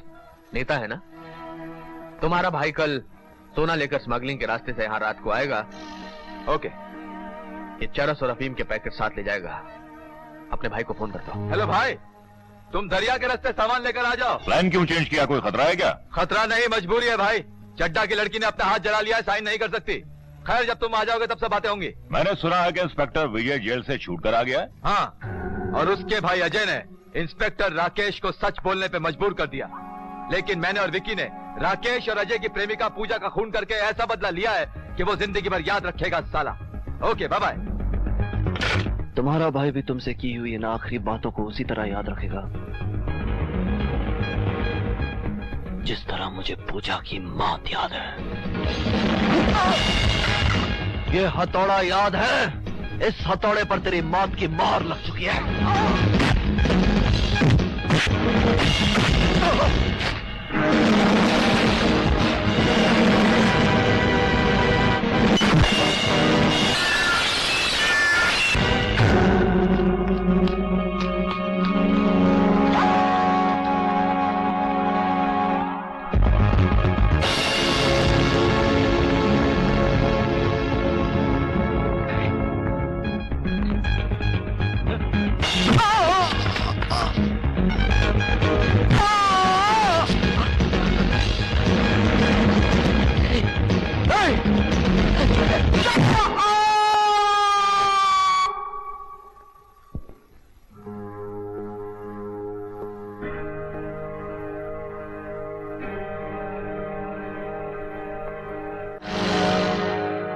सुनो बेटा,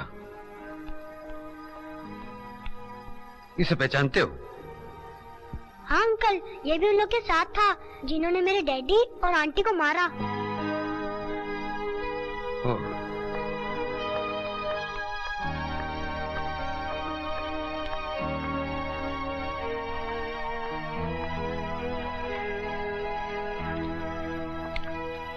इनमें से कोई था? हाँ अंकल, ये भी था।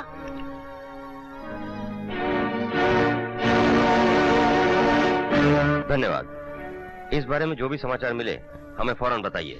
नमस्कार। जनार्दन का खून अजय ने किया है।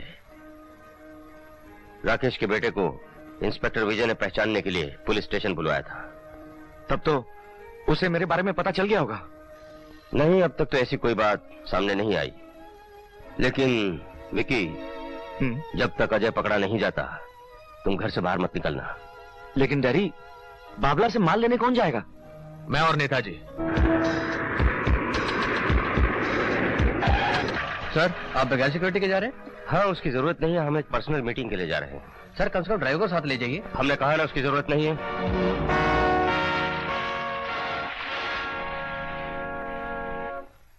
जनार्दन नहीं आया?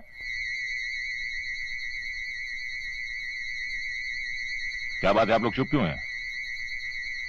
मेरा भाई कहाँ है? अजय ने उसका खून कर दिया। अजय,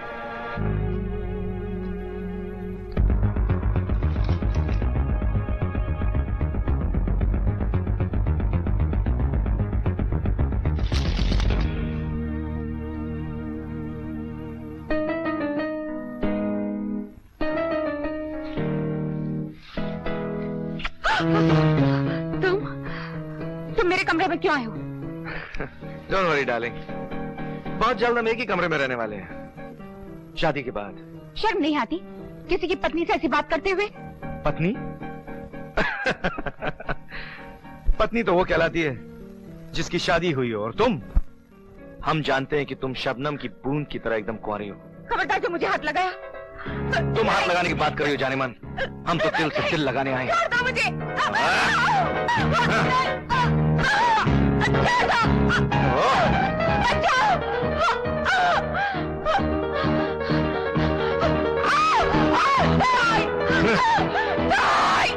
अरे चिल्लाओ, जितना चिल्लाना है चिल्लाओ। ये साउंड प्रूफ घर है, यहां से तुम्हारी आवाज बाहर नहीं जाएगी।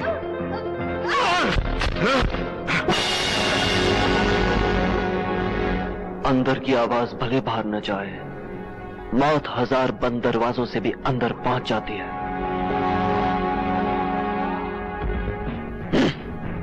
तूने मेरी मां समान भाभी के पवित्र शरीर को छूने की कोशिश की, मेरा प्यार मेरी पूजा को मुझसे छीन लिया। मैं तुझे जिंदा नहीं छोड़ूंगा।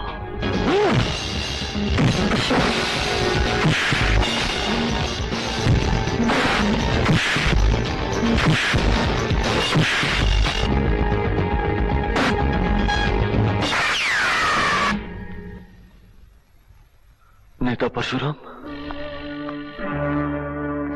अगर तुमने जरा सी भी हरकत करने की कोशिश की तो दूसरी गोली तुम्हारे सीने के पार कर दी जाएगी। मेरे सीने को छलनी करने से पहले अपने इस पापी बेटे के शरीर को छलनी कीजिए, जिसने इस देवी की इज्जत लूटने की कोशिश की, जिसने जनार्दन के साथ मिलकर मेरी पूजा का खून किया।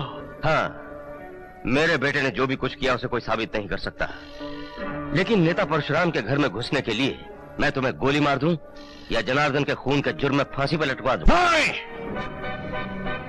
ये मेरे भाई का कातिल है। मैं इसे तड़पा तड़पा कर अपने हाथों से मारूंगा।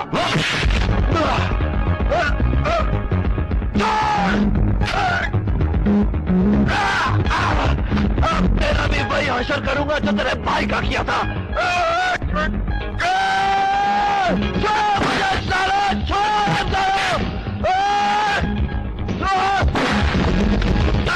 कोई नहीं बचेगा।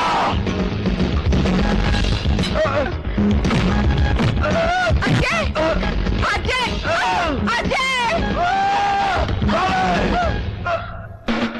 क्या करेगा साले?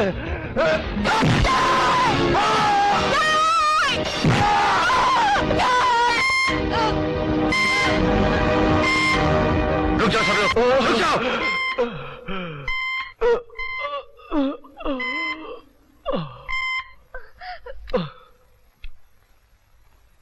सर, इंस्पेक्टर विजय आपसे मिलना चाहते हैं। इंस्पेक्टर विजय? हाँ, उनसे कहो हम अपने बेटे के साथ इस वक्त बहुत जरूरी काम में बिजी हैं, वो कल सुबह 8 बजे आ जाए। सर वो कह रहे हैं कि आपसे और आपके बेटे से अभी मिलना चाहते हैं, बहुत जरूरी काम है। ठीक है, उन्हें 2 मिनट बाद भेज दो। Okay sir.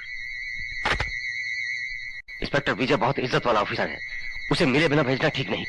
आप सब लोग अंदर जाइए फौरन।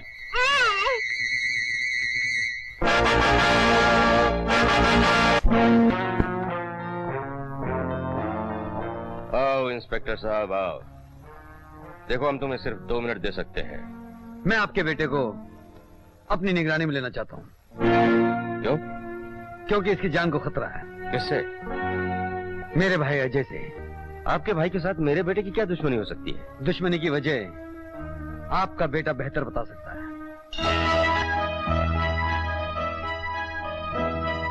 ये चोट कैसे लगी? कुछ नहीं, सीढ़ी से उतर रहा था, फिसल गया, चोट लग गई। आई सी। हमारे विचार में तुम हमारा और अपना समय नष्ट कर रहे हो इंस्पेक्टर। नेता परशुराम के बेटे को किसी से कोई भी खतरा नहीं हो सकता। इसके अलावा यह घर एक ऐसा किला है जहां घुसने की कोई हिम्मत नहीं कर सकता। अब तुम जा सकते हो। मैं यहां से अकेले नहीं, आपके बेटे और अपने भाई को साथ लेकर जाऊंगा नेताजी। इंस्पेक्टर, तुम अपनी सीमा से आगे बढ़ रहे हो। नेता परशुराम के बेटे पर पिस्तौल उठाने का अंजाम जानते हो?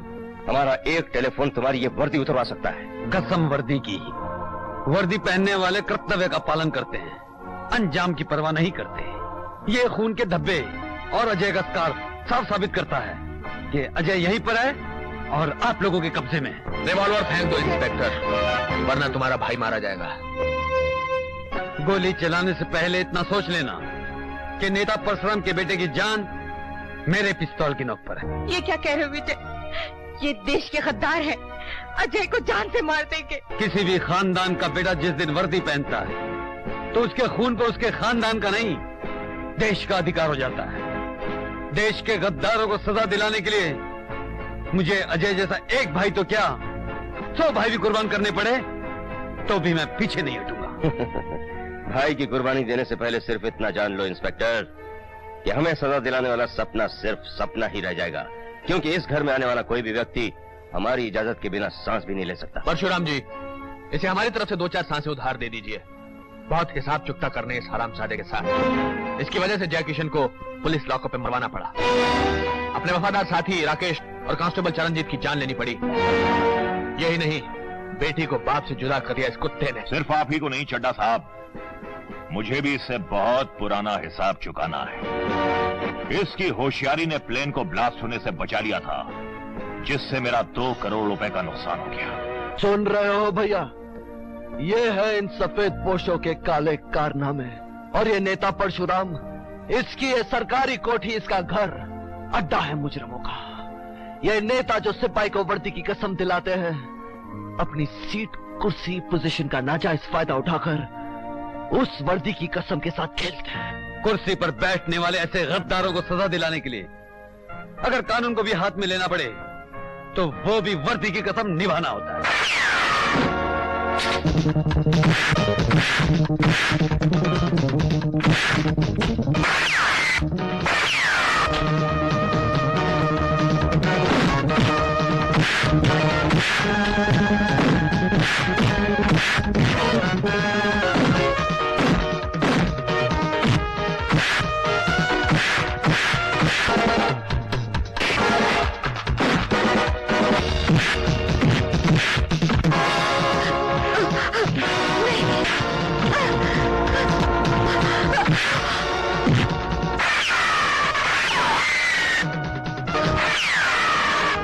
Daddy, daddy, daddy.